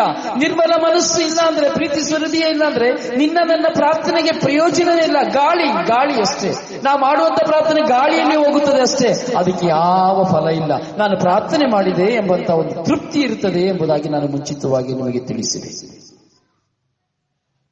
ಬಲಿಷ್ಠನಾಗುವನು ಜಗದಳು ಅವನ ಸಂತಾನ, ಸಜ್ಜನರ ಸಂತತಿ ಪಡೆಯುವುದು ಆಶೀರ್ವಚನ. ಕೊಡುವವನ ಜೀವನದಲ್ಲಿ ಅಥವಾ ಪಡೆದುಕೊಳ್ಳುವ ಜೀವನದಲ್ಲಿ ಅವನು ಪ್ರಾಮಾಣಿಕನಾಗಿದ್ದರೆ ಅವನ ಸಂತಾನ ಬಲಿಷ್ಠವಾಗುವುದು. ಒಂದು ಪಕ್ಷ ನನ್ನ ಕುಟುಂಬದಲ್ಲಿ ನನ್ನ ಮಕ್ಕಳೇ ಆಗಬಹುದು ಪ್ರಿಯರೇ, ಅಥವಾ ನನ್ನ ಪತ್ನಿಯೇ ಆಗಬಹುದು, ನನ್ನ ಎತ್ತವರೇ ಆಗಬಹುದು ಪ್ರಿಯರೇ. ನನಗೆ ಕೊಡುವಂತವರನ್ನ ಅಥವಾ ನಾನು ಪಡೆದುಕೊಂಡಂತಹ ವ್ಯಕ್ತಿಗಳನ್ನ ನಾನು ಅವುಗಳನ್ನು ಗೌರವಿಸದೆ, ಇದು ನನಗೆ ದೇವರು ಕೊಟ್ಟದ್ದು ಎಂಬುದನ್ನು ಚಿಂತಿಸದೆ ನಾನು ನಿರಾಕರಿಸಿ ಅಥವಾ ಅವುಗಳನ್ನು ಕೀಳಿರಿಮೆಯಾಗಿ ಕಂಡದ್ದೇ ಆದರೆ ನನ್ನ ಮಕ್ಕಳಾದರೂ ಜೀವನದಲ್ಲಿ ತಲೆ ಎತ್ತಲಿಕ್ಕೆ ಆಗುವುದಿಲ್ಲ. ನನ್ನ ಕುಟುಂಬದಲ್ಲಿಯೂ ಸಹ ನಮ್ಮ ಜೀವನವನ್ನ ತಲೆ ಎತ್ತಿ ನಡೀಲಿಕ್ಕೆ ಆಗುವುದಿಲ್ಲ. ಒಳ್ಳೆ ಸಂತಾನಗಳಾಗಿ ಇರಲಿಕ್ಕೆ ಸಾಧ್ಯ ಇಲ್ಲ. ಯಾಕೆಂದರೆ ದೇವರು ಕೊಟ್ಟಂತಹ ವ್ಯಕ್ತಿಗಳನ್ನ, ದೇವರು ನಮಗೆ ಕೊಡುವಂತಹ ವ್ಯಕ್ತಿಗಳನ್ನ ಅಥವಾ ದೇವರು ಆತ್ಮ ಪ್ರೇರಣೆಯಿಂದ ಮಾಡಿದಂತಹ ಸಹಾಯವನ್ನ ನಾವು ಏನು ಮಾಡ್ತೇವೆ? ನಿರಾಕರಿಸ್ತೇವೆ, ನಮ್ಮ ಅಹಂಕಾರದಿಂದ, ನಮ್ಮ ಅಹಂಭಾವದಿಂದ. ಹಾಗೆ ಕೆಲವು ಸಾರಿ ಎಲ್ಲವನ್ನ ಕಳೆದುಕೊಂಡು ಬಿಡ್ತೇವೆ. ಕೆಲವು ಸಾರಿ ನೋಡಿ, ತಂದೆಯಂದಿರು ಅಥವಾ ತಂದೆಯಂದಿರು ಕಷ್ಟಪಟ್ಟು ಸಂಪಾದನೆ ಮಾಡಿರ್ತಾರೆ ಅಥವಾ ಯಾವುದೋ ಒಂದು ವಿಧದಲ್ಲಿ ದೇವರು ಕೊಟ್ಟಿರ್ತಾರೆ. ಯಾವಾಗ ಪ್ರಾಮಾಣಿಕತೆಯನ್ನು ಕಳೆದುಕೊಳ್ತಾರೋ ಆಗ ಮಕ್ಕಳು ಇರುವುದನ್ನೆಲ್ಲ ಕಳೆದುಕೊಂಡು ಬಿಡ್ತಾರೆ, ದಾರಿದ್ರ್ಯರಾಗಿ ಹೋಗ್ತಾರೆ, ಮೃಷ್ಟನ್ನವಾಗಿ ಭುಜಿಸ್ತಾ ಇರ್ತಾರೆ. ಆದರೆ ದಿನಗಳು ಕಳೆಯುತ್ತಾ ಅವರಿಗೆ ಇರುವುದನ್ನು ಯಾವುದು ಅನುಭವಿಸಲಿಕ್ಕೆ ಆಗುವುದಿಲ್ಲ. ಎಲ್ಲವೂ ವ್ಯರ್ಥವಾಗಿ ಹೋಗುತ್ತದೆ. ವ್ಯರ್ಥವೇ ವ್ಯರ್ಥ, ಗಾಳಿಯನ್ನು ಹಿಂಬಟ್ಟಿಕೊಂಡು ಹೋದಂತೆ ವ್ಯರ್ಥ ಎಂಬುದಾಗಿ. ಆದರೆ ನಾನು ದೇವರ ಮುಂದೆ ಪ್ರಾಮಾಣಿಕನಾಗಿರುವಾಗ ಸಜ್ಜನನ ಸಂತತಿ ಪಡೆಯುವುದು ಆಶೀರ್ವಚನ. ಸಿರಿ ಸಂಪತ್ತಿನಲ್ಲಿರುವವನ ಮನೆಯಲ್ಲಿ ಸಮೃದ್ಧಿಯಾಗಿ, ಸಿರಿ ಸಂಪತ್ತಿರುವುದವನ ಮನೆಯಲ್ಲಿ ಸಮೃದ್ಧಿಯಾಗಿ ನೀತಿ ಫಲಿಸುವುದು ಆತನ ನಾಮದಲ್ಲಿ ಶಾಶ್ವತವಾಗಿ. ಯಾರು ದೇವರಲ್ಲಿ ಆಶ್ರಯಿಸಿಕೊಂಡಿರ್ತಾನೋ, ಯಾರು ದೇವರನ್ನ ಪ್ರೀತಿಸ್ತಾನೋ, ಯಾರು ದೇವರಿಗಾಗಿ ದೇವರ ಮಹಿಮೆಗಾಗಿ ಜೀವಿಸ್ತಾನೋ ಅವನ ಜೀವನದಲ್ಲಿ ದೇವರ ವಾಕ್ಯ ಹೇಳ್ತದೆ, ಸಿರಿ ಸಂಪತ್ತಿನಿಂದ ಕೂಡಿದಂತಹ ಎಲ್ಲ ಸಮೃದ್ಧಿಯಾದಂತಹ ವಸ್ತುಗಳು, ಸಮೃದ್ಧಿಯಾದವುಗಳು ಅವನ ಮನೆಯಲ್ಲಿ ತುಂಬಿರುತ್ತದೆ ಎಂಬುದಾಗಿ. ಒಬ್ಬ ಕೆಲಸ ಮಾಡುವಂತ ಒಬ್ಬ ಶ್ರೀಮಂತನಾಗಿರುವವನ ಮನೆಯಲ್ಲಿಯೂ ಸಹ ಆ ದೇವರಲ್ಲಿ ಭರವಸೆ ಇಟ್ಟವನ ಮನೆಯಲ್ಲಿ ಇರ್ಲಿಕ್ಕೆ ತುಂಬಿರುತ್ತದೆ. ಅವನ ಮನೆಗಿಂತ ದೇವರಲ್ಲಿ ಭರವಸೆ ಇಟ್ಟ ಮನವನಲ್ಲಿ ತುಂಬಿರುತ್ತದೆ. ಎಷ್ಟೋ ಜನ ಇರ್ತಾರೆ, ಎಷ್ಟು ಹಣವಿದ್ರು ಏನನ್ನು ಕೊಂಡುಕೊಳ್ಳಿಕ್ಕೆ ಆಗುವುದಿಲ್ಲ. ಆದರೆ ದೇವರಲ್ಲಿ ಭರವಸೆ ಇಟ್ಟವನ ಮನೆಯಲ್ಲಿ ಸಮೃದ್ಧಿಯಾದವು ನೆಲೆಸಿರುತ್ತದೆ. ಇದೇ ಕೀರ್ತನೆಗಾರ ಹೇಳುತ್ತಾ ಇರ್ತಾರೆ, ಸಿರಿ ಸಂಪತ್ತಿರುವುದು ಅವನ ಮನೆಯಲ್ಲಿ ಸಮೃದ್ಧಿಯಾಗಿ, ನೀತಿ ಫಲಿಸುವುದು ಆತನ ಮನದಲ್ಲಿ ಶಾಶ್ವತವಾಗಿ. ಮನಸ್ಸಿನಲ್ಲಿಯೂ ಶಾಶ್ವತವಾದ ಒಂದು ಒಡಂಬಡಿಕೆ. ಯಾರು ನನ್ನನ್ನು ಪ್ರೀತಿಸದೇ ಇದ್ದರು, ಯಾರು ನನ್ನನ್ನು ನೋಡದೇ ಇದ್ದರು, ಯಾರು ನನ್ನನ್ನು ನಿರಾಕರಿಸಿದರು, ಯಾರು ನನ್ನನ್ನು ಶಪಿಸಿದರು, ಯಾರು ನನ್ನನ್ನು ತೆಗಳಿದರು, ನನ್ನ ಮನಸ್ಸಿನಲ್ಲಿ ಒಂದು ಸಮೃದ್ಧಿ, ನಿನ್ನ ಮನಸ್ಸಿನಲ್ಲಿ ಒಂದು ಸಮೃದ್ಧಿ, ಆ ಶಾಶ್ವತ ಒಡಂಬಡಿಕೆಯಾಗಿರುವುದು ಎಂಬುದಾಗಿ. ಪ್ರೀಸಲು ಸಜ್ಜನನಿಗೆ ಮೂಡುವುದು ಜ್ಯೋತಿ ಕತ್ತಳಲು, ನ್ಯಾಯಪ್ರಿಯನು ಆತ ದಯಾವಂತ ಕೃಪಾಳು ಎಂಬುದಾಗಿ ಕೀರ್ತನೆಗಾರನ ನುಡಿಗಳು. ಪ್ರಿಯ ಸಹೋದರನೇ, ಸಹೋದರಿಯೇ, ಉದಾರತೆಯಿಂದ ಕೊಡುವವರು ಬಡವರಿಗೆ, ಫಲಿಸುವುದು ಅವನ ನೀತಿ ಸದಾ ಕಾಲಕ್ಕೆ, ಮಹಿಮೆ ತರುವ ಕೋಡು ಮೂಡುವುದು ಅವನಿಗೆ. ಯಾವಾಗ? ಉದಾರವಾಗಿ ಕೊಡುವಾಗ, ಉದಾರತೆಯಿಂದ ಕೊಡುವಾಗ ಫಲಿಸುತ್ತದೆ ಎಂಬುದಾಗಿ ಕೀರ್ತನೆಗಾರ 112ನೇ ಅಧ್ಯಾಯದಲ್ಲಿ 8ನೇ ವಾಕ್ಯದಲ್ಲಿ ನಾವು ನೋಡುತ್ತೇವೆ, 9ನೇ ವಾಕ್ಯದಲ್ಲಿ ನಾವು ನೋಡುತ್ತೇವೆ. ಹೌದು ಪ್ರಿಯರೇ, ದೃಢವಿದೆ ಅವನ ಮನ, ಎದೆಗುಂದದವನು ಕಾಣುವನು ದುರುಳರಿಗಾಗುವಂತಹ ದಂಡನೆಯನ್ನು. ನೋಡಿ, ಇನ್ನೊಂದು ವಾಕ್ಯ ಕೊನೆಯದಾಗಿ ನಾವು ನೋಡುತ್ತೇವೆ. 10ನೇ ವಾಕ್ಯವನ್ನು ನಾವು ಧ್ಯಾನಿಸಿ ಬರುವಾಗ ನಾವು ವಾಕ್ಯವನ್ನು ನಾವು ನೋಡುತ್ತೇವೆ ಪ್ರಿಯರೇ. ಕೊಡುವಾಗ ಸಂಭವಿಸುವಂತ ಕೆಲವು ವ್ಯಕ್ತಿಗಳಲ್ಲಿ ಬರುವಂತಹ ಕಾರಣ, ಈಗ ನಾವು ಕೊಡ್ತೇವೆ ದಾನ ಮಾಡುವಾಗ ಅಥವಾ ಕೊಡುವಂತ ಕರೆಗಳು ಬರುವಾಗ ನಾವು ಅವ್ರನ್ನ ರೆಫ್ಯೂಸ್ ಮಾಡ್ತೇವೆ, ಮತ್ತೆ ಕೊಡಬೇಡ ಅಂತೆಲ್ಲ ಹೇಳ್ತೇವಲ್ವಾ. ಅಥವಾ ಒಂದು ವ್ಯಕ್ತಿಯ ಮುಂದೆ ಬರುವಾಗ ಬೆಳೆದು ಬರಬೇಕಾದ್ರೆ ಏನಾಗ್ತದೆ? ಇಲ್ಲಿ ವಾಕ್ಯ ಹೇಳ್ತೇವೆ, ಇದನ್ನು ಕಂಡು ಕೆರಳುವನ ದುರುಳಲು ಹೊಂದುವನು ಈ ಪರಿ ಆಶಾಭಂಗವನ್ನ, ಹಲ್ಲು ಕಡಿಯುವ ಅವನು ಹಾಳಾಗುವನು. ಹಲ್ಲು ಕಡಿಯುತ್ತ ಅವನು ಹಾಳಾಗುವನು. ದೇವರ ವಾಕ್ಯ 112ನೇ ಕೀರ್ತನೆ 10ನೇ ವಾಕ್ಯ. ಕೊಡುವವನನ್ನು ನೋಡಿ ಹೊಟ್ಟೆ ಕಿಚ್ಚಿ ಪಡ್ಕೊಂಡ್ರೆ, ಪಡೆದುಕೊಳ್ಳುವವನನ್ನು ನೋಡಿ ಹೊಟ್ಟೆ ಕಿಚ್ಚಿ ಪಡ್ಕೊಂಡ್ರೆ ಏನ್ ಹೇಳ್ತಾ ಇದೆ ವಾಕ್ಯ? ಏನ್ ಹೇಳ್ತಾ ಇದೆ? ಅವನಿಗೆ ಕೆರಳುತ್ತಾನಂತೆ. ಇದನ್ನ ಕಂಡು ಕೆರಳುವನು ದುರುಳನು. ಅವನಿಗೆ ಸಿಗ್ತಾ ಇದೆ, ಅವನಿಗೆ ಕೊಡ್ತಾ ಇದೆ, ಅವನಿಗೆ ಮಾತ್ರ ಬರ್ತಾ ಇದೆ, ನನಗೆ ಬರ್ತಾ ಇಲ್ಲ, ನನಗೆ ಕೊಡೋದಿಲ್ಲ, ಇವನಿಗೆ ಸಿಗ್ತದೆ, ಇವಳಿಗೆ ಸಿಗ್ತದೆ. ಹೊಂದುವನು ಈ ಪರಿ ಆಶಾಭಂಗವನ್ನು, ಹಲ್ಲು ಕಡಿಯುತ್ತಾ ಅವನು ಹಾಳಾಗುವನು, ಇರುವುದೆಲ್ಲವನ್ನ ಕಳೆದುಕೊಳ್ಳುವನು, ದಾರಿದ್ರ್ಯನಾಗಿ ಹೋಗುವನು ಎಂಬುದಾಗಿ. ಹೌದು ಪ್ರಿಯ ಸಹೋದರನೇ ಸಹೋದರಿಯೇ, ಕೊಡುವುದನ್ನ ಕಿತ್ತುಕೊಳ್ಳುವವರು ಇದ್ದಾರೆ, ಕೊಡುವುದನ್ನ ಕದ್ದುಕೊಳ್ಳುವವರು ಇದ್ದಾರೆ, ಕೊಡುವ ಕೈಯನ್ನ ಕತ್ತರಿಸುವವರು ಇದ್ದಾರೆ, ಕೊಡುವ ಕೈಯನ್ನ ಎಳೆದುಕೊಳ್ಳುವವರು ಇದ್ದಾರೆ. Hallelujah, hallelujah, hallelujah. ಅದಕ್ಕೆ ಯೇಸು ಸ್ವಾಮಿ ಇವತ್ತು ಯೋಹಾನ ಶುಭ ಸಂದೇಶದಲ್ಲಿ 12ನೇ ಅಧ್ಯಾಯದಲ್ಲಿ ಹೇಳುತ್ತಾರೆ, ಪ್ರಿಯರೇ, ನಾನು ನಿಮಗೆ ಸತ್ಯವಾಗಿ ಹೇಳುತ್ತೇನೆ, ಗೋಧಿಯ ಕಾಳು ಭೂಮಿಯಲ್ಲಿ ಬಿದ್ದು ಸಾಯದಿದ್ರೆ ಅದು ಒಂಟಿಯಾಗಿ ಉಳಿಯುತ್ತದೆ, ಫಲ ಕೊಡಲು ಸಾಧ್ಯವಿಲ್ಲ. ನಾವೊಂದು ಗೋಧಿಯ ಕಾಳಾಗಿದ್ದೇವೆ, ಆದರೆ ಬಿದ್ದು ಬೀಳಬೇಕು. ಗೋಧಿಯ ಕಾಳಾಗಿ ನಾನು ಬಿತ್ತಲ್ಪಡಬೇಕು, ಆಗ ಮಾತ್ರ ನನ್ನ ಸಮೃದ್ಧಿಯಾಗಿ ಫಲ ಕೊಡಲಿಕ್ಕೆ ಸಾಧ್ಯ. ಸತ್ರೆ ಮಾತ್ರ ಸಮೃದ್ಧಿಯಾಗಿ ಫಲ ಕೊಡಲಿಕ್ಕೆ ಸಾಧ್ಯ. ನಾವು ಸಾಯಬೇಕು, ನಾವು ಸಾಯಬೇಕು, ಒಂದು ಬೀಜವಾಗಿ ಸಾಯಬೇಕು, ಸಾಯಲಿಕ್ಕೆ ಸಿದ್ಧರಾಗಬೇಕು, ಆಗ ಮಾತ್ರ ಫಲ ಕೊಡಲಿಕ್ಕೆ ಸಾಧ್ಯ ಎಂಬುದಾಗಿ ಯೇಸು ಸ್ವಾಮಿ ಹೇಳ್ತಾ ಇದ್ದಾರೆ. ಅದು ಪ್ರಿಯರೇ, ನಾವು ಕಂಡುಕೊಳ್ಳಬೇಕು, ಸತ್ಯದ ಕಡೆಗೆ ನಾವು ಕಿವಿಯನ್ನು ಕೊಡಬೇಕು, ಕಿವಿಯನ್ನು ಕೊಡಬೇಕು. ಕೊಡುವ, ಯೇಸು ಸ್ವಾಮಿ ಹೇಳ್ತಾರೆ, ಕೊಡುವ ಕರೆಕ್ಕಿಂತ, ತೆಗೆದುಕೊಳ್ಳುವ ಕರೆಕ್ಕಿಂತ ಕೊಡುವ ಕರವೇ ಶ್ರೇಷ್ಠ. ದೇವರ ವಾಕ್ಯ ಹೇಳ್ತದೆ, ತೆಗೆದುಕೊಳ್ಳುವ ಕರಕ್ಕಿಂತ ಕೊಡುವ ಕರ ಶ್ರೇಷ್ಠ. ಯಾಕಂದ್ರೆ ಇದರಲ್ಲಿ ಏನು ಯೇಸು ಸ್ವಾಮಿ ಹೇಳ್ತಾ ಇದ್ದಾರೆ ಎಂಬುದಾದರೆ, ತನ್ನ ಪ್ರಾಣವನ್ನ ಪ್ರೀತಿಸುವವನು ಅದನ್ನು ಕಳೆದುಕೊಳ್ಳುತ್ತಾನೆ, ತನ್ನ ಪ್ರಾಣವನ್ನ ಈ ಲೋಕದಲ್ಲಿ ದ್ವೇಷಿಸುವವನು ಅದನ್ನು ನಿತ್ಯ ಜೀವಕ್ಕಾಗಿ ಕಾಯ್ದಿರಿಸಿಕೊಳ್ಳುತ್ತಾನೆ. ನನ್ನ ಸೇವೆ ಮಾಡಬೇಕೆಂದಿರುವವನು ನನ್ನನ್ನು ಹಿಂಬಾಲಿಸಲಿ, ಆಗ ನಾನಿರುವಲ್ಲಿಯೇ ನನ್ನ ಸೇವಕನು ಇರುತ್ತಾನೆ. ನನ್ನ ಸೇವೆ ಮಾಡುವವನು ನನ್ನ ಪಿತನಿಂದ ಸನ್ಮಾನ ಹೊಂದುತ್ತಾನೆ.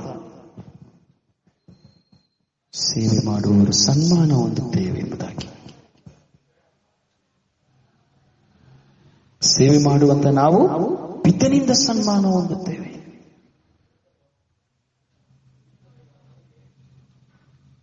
ನಿತ್ಯ ಜೀವಕ್ಕಾಗಿ ಕಾಯ್ದಿರಿಸಿಕೊಳ್ಳಲ್ಪಟ್ಟಂತಹ ಜೀವನವಾಗಿದೆ ನಮ್ಮ ಜೀವನ. ನಿತ್ಯ ಜೀವಕ್ಕಾಗಿ ಆರಿಸಲ್ಪಟ್ಟಂತಹ ಜೀವನವಾಗಿದೆ ನಮ್ಮ ಜೀವನ. ಪರಿಶುದ್ಧ ಜೀವನದ ದೇವರ ಕೃಪೆಗಾಗಿ ಕರೆ ಹೊಂದಿದಂತಹ ಜೀವನವಾಗಿದೆ ಇದು ನಮ್ಮ ಜೀವನ. ಪ್ರಿಯ, ನಾವು ಮಾತ್ರ ತಿಂದು, ನಾವು ಮಾತ್ರ ಇದ್ದು, ನಾವು ಮಾತ್ರ ಸಂತೋಷಿಸಿ, ನಮ್ಮ ಮುಂದೆ ಇರುವಂತಹ ವ್ಯಕ್ತಿಗಳನ್ನ, ದಾರಿದ್ರ್ಯರನ್ನ, ಅಂಗವಿಕಲರನ್ನ, ವಿಧವೆಯರನ್ನ, ರೋಗಿಗಳನ್ನ, ಮನನೊಂದವರನ್ನ ನಾವು ಸಾಂತ್ವನ ಕೊಡದೆ ಹೋದರೆ ಏನು ಪ್ರಯೋಜನ? ಜೀವನದಲ್ಲಿ ಏನು ಪ್ರಯೋಜನವಿಲ್ಲ, ಏನು ಪ್ರಯೋಜನವಿಲ್ಲ. ಇದನ್ನು ನಾವು ಕಂಡುಕೊಳ್ಳಬೇಕು ಪ್ರಿಯರೇ. ದೇವರ ವಾಕ್ಯವು ನಮ್ಮ ಮುಂದೆ ಇದೆ. ದೇವರು ನಮ್ಮ ಮುಂದೆ ವಾಕ್ಯವಾಗಿ ಮಾತನಾಡ್ತಾ ಇದ್ದಾರೆ. ನಾವು ದಾನ ಧರ್ಮ ಮಾಡಲು ನಮ್ಮ ಮನಸ್ಸನ್ನು ತೆರೆಯಬೇಕು. ದಾನ ಧರ್ಮಕ್ಕಾಗಿ ನಾವು ಹಂಬಲಿಸಬೇಕು. ಒಬ್ಬ ದಾರಿದ್ರ್ಯನನ್ನು ನೋಡುವಾಗ, ಒಂದು ವಿಧವೆಯನ್ನು ನೋಡುವಾಗ, ಒಬ್ಬ ಬಲಹೀನನನ್ನು ನೋಡುವಾಗ, ಒಬ್ಬ ಅಂಗವಿಕಲನನ್ನು ನೋಡುವಾಗ, ಒಂದು ರೋಗಿಯನ್ನು ನೋಡುವಾಗ, ಅಥವಾ ಏನೂ ಇಲ್ಲದವನನ್ನು ನೋಡುವಾಗ, ಒಂದು ವಸ್ತ್ರ ಇಲ್ಲದವನನ್ನು ನೋಡುವಾಗ, ಒಂದು ಊಟ ಇಲ್ಲದವನನ್ನು ನೋಡುವಾಗ, ಒಂದು ಮನೆ ಇಲ್ಲದವನನ್ನು ನೋಡುವಾಗ, ವಿದ್ಯಾಭ್ಯಾಸ ಇಲ್ಲದವನನ್ನು ನೋಡುವಾಗ, ಏನೂ ಇಲ್ಲದವನನ್ನು ನಾವು ನೋಡುವಾಗ ನಾವು ದಯೆ ತೋರುವವರಾಗಬೇಕು, ಕರುಣೆ ತೋರುವವರಾಗಬೇಕು. ಯಾಕೆಂದ್ರೆ ಇದೆಲ್ಲವೂ ಪ್ರತಿಫಲ ದೇವರು ನಮಗೆ ಕೊಡುತ್ತಾರೆ. ಇವೆಲ್ಲವುಗಳಿಗೆ ಪ್ರತಿಫಲ ನಾವು ದೇವರಿಂದ ಪಡೆದುಕೊಳ್ಳುತ್ತೇವೆ. ನಿನ್ನ ದಾನ ಧರ್ಮದ ಫಲಗಳು ಸಮೃದ್ಧಿಯಾಗುವಂತೆ ಮಾಡುವರು ಎಂಬುದಾಗಿ 2 ಕೊರಿಂಥದವರಿಗೆ ಬರೆದ ಪತ್ರ 9ನೇ ಅಧ್ಯಾಯ 10ನೇ ವಾಕ್ಯದಲ್ಲಿ ನಾವು ನೋಡುತ್ತೇವೆ. ನನ್ನ ಸೇವೆ ಮಾಡುವವನು ನನ್ನ ಪಿತನಿಂದ ಸನ್ಮಾನ ಹೊಂದುತ್ತಾರೆ ಎಂಬುದಾಗಿ ಯೋಹಾನ ಶುಭ ಸಂದೇಶ 12ನೇ ಅಧ್ಯಾಯ 26ನೇ ವಾಕ್ಯದಲ್ಲಿ ನಾವು ನೋಡುತ್ತೇವೆ. ಹೀಗೆ ಗೋಧಿಯ ಕಾಳು ಭೂಮಿಯಲ್ಲಿ ಬಿದ್ದು ಸಾಯ್ದಿದ್ದರೆ ಅದು ಒಂಟಿಯಾಗಿ ಉಳಿಯುತ್ತದೆ. ಹೀಗೆ ಸತ್ತರೆ ಮಾತ್ರ ಅದು ಸಮೃದ್ಧಿಯಾಗಿ ಫಲ ಕೊಡಲಿಕ್ಕೆ ಸಾಧ್ಯ. ಯೇಸು ಸ್ವಾಮಿ ಪ್ರಾಣತ್ಯಾಗ ಮಾಡಿದರು, ಸಾವನ್ನ ಜಯಿಸಿದರು. ಪ್ರಾಣತ್ಯಾಗ ಮಾಡಿದ್ರಿಂದ ಸಾವನ್ನ ಜಯಿಸಿದರು. ಸಾವನ್ನ ಜಯಿಸಿದ್ರಿಂದ ಅವರು ಪುನರುತ್ಥಾನರಾದರು. ಪುನರುತ್ಥಾನರಾದ್ರಿಂದ ಇವತ್ತಿಗೂ ಸಹ ಸ್ವರ್ಗದಲ್ಲಿ ನಮಗಾಗಿದ್ದಾರೆ. ನಮ್ಮನ್ನು ಸಹ ಅವರ ಪುನರುತ್ಥಾನದಲ್ಲಿ ಒಂದಾಗಿಸಿಕೊಳ್ಳುತ್ತಿದ್ದಾರೆ. ಹೀಗೆಯೇ ದಾನ ಧರ್ಮದ ಫಲ ಪ್ರಿಯರೇ. ಮಾನವ ರಕ್ಷಣೆ ಮಾಡುವುದು ಅನಿವಾರ್ಯ ಹಾಗೂ ದೈವೇಚ್ಛೆ. ಯೇಸು ಸ್ವಾಮಿ ಪ್ರಾಣತ್ಯಾಗದಿಂದ ಮನುಷ್ಯ ಮತ್ತು ದೇವರ ಸಂಬಂಧ ಪುನರೀಕರಿಸಲ್ಪಟ್ಟಿತು. ಹೊಸದಾಗಿ ಮಾರ್ಪಡಲ್ಪಟ್ಟಿತು. ಯೇಸು ಸ್ವಾಮಿಯ ಹಿಂಬಾಲಕರು, ನಾನು ಯೇಸು ಸ್ವಾಮಿನ ಹಿಂಬಾಲಿಸ್ತಾ ಇದ್ದೇನೆ, ಯೇಸು ಸ್ವಾಮಿಯೊಂದಿಗೆ ನಾನು ಅರಿತುಕೊಂಡಿದ್ದೇನೆ, ಯೇಸು ಸ್ವಾಮಿಗೆ ಸೇವೆ ಮಾಡ್ತೇನೆ, ಯೇಸು ಸ್ವಾಮಿಯೊಂದಿಗೆ ನಾನು ಯೇಸು ಸ್ವಾಮಿ ಹೆಸರಿನಲ್ಲಿ ನಾನು ಹಾಗೆ ಮಾಡ್ತೇನೆ, ಹೀಗೆ ಮಾಡ್ತೇನೆ, ಇದು ಏನು ಪ್ರಯೋಜನ ಇಲ್ಲ. ನಮಗೆ ಒಂದು ಸವಾಲಾಗಬೇಕು. ಪ್ರಭು ನಮ್ಮೊಂದಿಗೆ ಇರುವಾಗ ನಮಗೆ ಅಸಾಧ್ಯವಾದದ್ದು ಯಾವುದೂ ಇಲ್ಲ. ನನಗೆ ದೇವರು ನಾನು ಕೊಟ್ಟದ್ದಕ್ಕೆ ನನಗೆ ಕೊಡ್ತಾರೆ ಎಂಬಂತ ಭರವಸೆ ನಮ್ಮಲ್ಲಿ ಬರಬೇಕು. ನಮ್ಮ ಮಕ್ಕಳಿಗೆ ಕೊಡ್ಲಿಕ್ಕೆ ಕಲಿಸಬೇಕು. ನಮ್ಮ ಮಕ್ಕಳಿಗೆ ಕೊಡ್ಲಿಕ್ಕೆ ಕಲಿಸಬೇಕು. ರಸ್ತೆಯಲ್ಲಿ ಹೋಗುವಾಗ ನಮ್ಮ ಮಕ್ಕಳ ಕೈಯಲ್ಲಿ ಕೊಡಬೇಕು. ಭಿಕ್ಷುಕ ನೋಡುವಾಗ ನೀನು ಅವರಿಗೆ ಕೊಡು ಎಂದು ಹೇಳಬೇಕು. ಪದೇ ಪದೇ ನಮ್ಮ ಮಕ್ಕಳಿಗೆ ಕೊಡಲು ಕಲಿಸಬೇಕು. ತಿನ್ನಲು ಕಲಿಸುವುದಲ್ಲ, ಕುಡಿಯಲು ಕಲಿಸುವುದಲ್ಲ, ಶೋಕಿ ಮಾಡಲಿಕ್ಕೆ ಕಲಿಸುವುದಲ್ಲ, ಕೊಡಲು ಕಲಿಸಬೇಕು. ದಾನ ಧರ್ಮ ಮಾಡಲು ಕಲಿಸಬೇಕು ನಮ್ಮ ಮಕ್ಕಳಿಗೆ. ಪ್ರಭು ಯೇಸು ಸ್ವಾಮಿ ನಮ್ಮ ಕುಂದು ಕೊರತೆಗಳನ್ನು ನೀಗಿಸುತ್ತಾರೆ. ಆವಾಗ ಕಷ್ಟಗಳು ವಿವಿಧ ಸ್ವರೂಪದಲ್ಲಿ ಬಂದರೂ ಸಹ ನಾವು ಜಯಶೀಲರಾಗ್ತೇವೆ. ಪರರು ನಮಗೆ ಕೆಡಕನ್ನು ಮಾಡೋ ಬಯಸಿದ್ರೂ ಸಹ ನಾವು ಭಯಪಡಬೇಕಾಗಿಲ್ಲ. ಯಾಕಂದ್ರೆ ದೇವರ ಮಹಿಮೆ ನಮ್ಮನ್ನು ಹುಡುಕಿಕೊಂಡು ಬರ್ತದೆ. ನಮ್ಮ ಜೀವನದಲ್ಲಿ ನಾವು ಜಾಗರೂಕರಾಗಿರಬೇಕು. ಯಾಕೆಂದರೆ ನಾವು ಒಳಿತನ್ನ ಮಾಡದೇ ಇರುವಂತೆ, ದಾನ ಧರ್ಮ ಮಾಡದೇ ಇರುವಂತೆ ನಮ್ಮ ಕೈಗಳನ್ನ ಕಚ್ಚುವವರು, ನಮ್ಮ ಕೈಗಳನ್ನ ಕತ್ತರಿಸುವವರು ನಮ್ಮ ಜೊತೆಯಲ್ಲಿರ್ತಾರೆ.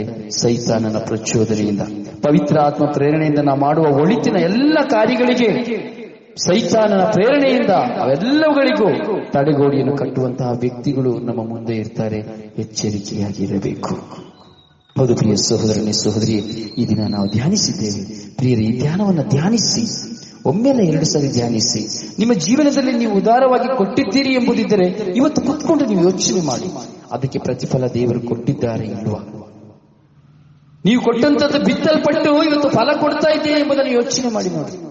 ನೀವು ಕೊಟ್ಟದ್ದನ್ನ ಬಿತ್ತಲ್ಪಟ್ಟು ಅದು ಫಲ ಕೊಡುತ್ತದೆ ಎಂಬುದಾದರೆ ಅದು ಎಷ್ಟು ಆಶೀರ್ವಾದ. ಅದಕ್ಕೆ ಎಷ್ಟು ಹೇಳ್ತಾರೆ, ನನ್ನವನು ಎಂದು ತಿಳಿದು ಒಂದು ತಂಬಿಗೆ ನೀರನ್ನು ಕೊಟ್ಟರು ಅವನಿಗೆ ಅದಕ್ಕೆ ಪ್ರತಿಫಲ ಸಿಕ್ಕದೇ ಇರಲಾರದು.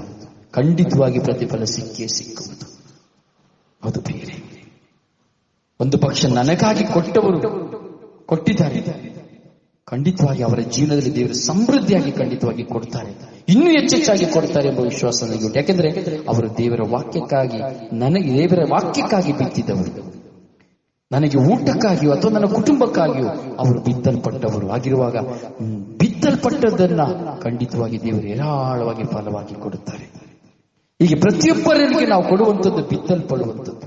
ಅದು ಯಾವ ಮೇಘಗಳಲ್ಲಿ ಆಗಬಹುದು, ನಾವು ಕೊಡುವಂಥದ್ದೆಲ್ಲವೂ ಬಿತ್ತಲ್ಪಡುವಂಥದ್ದು ಪ್ರಿಯರೇ.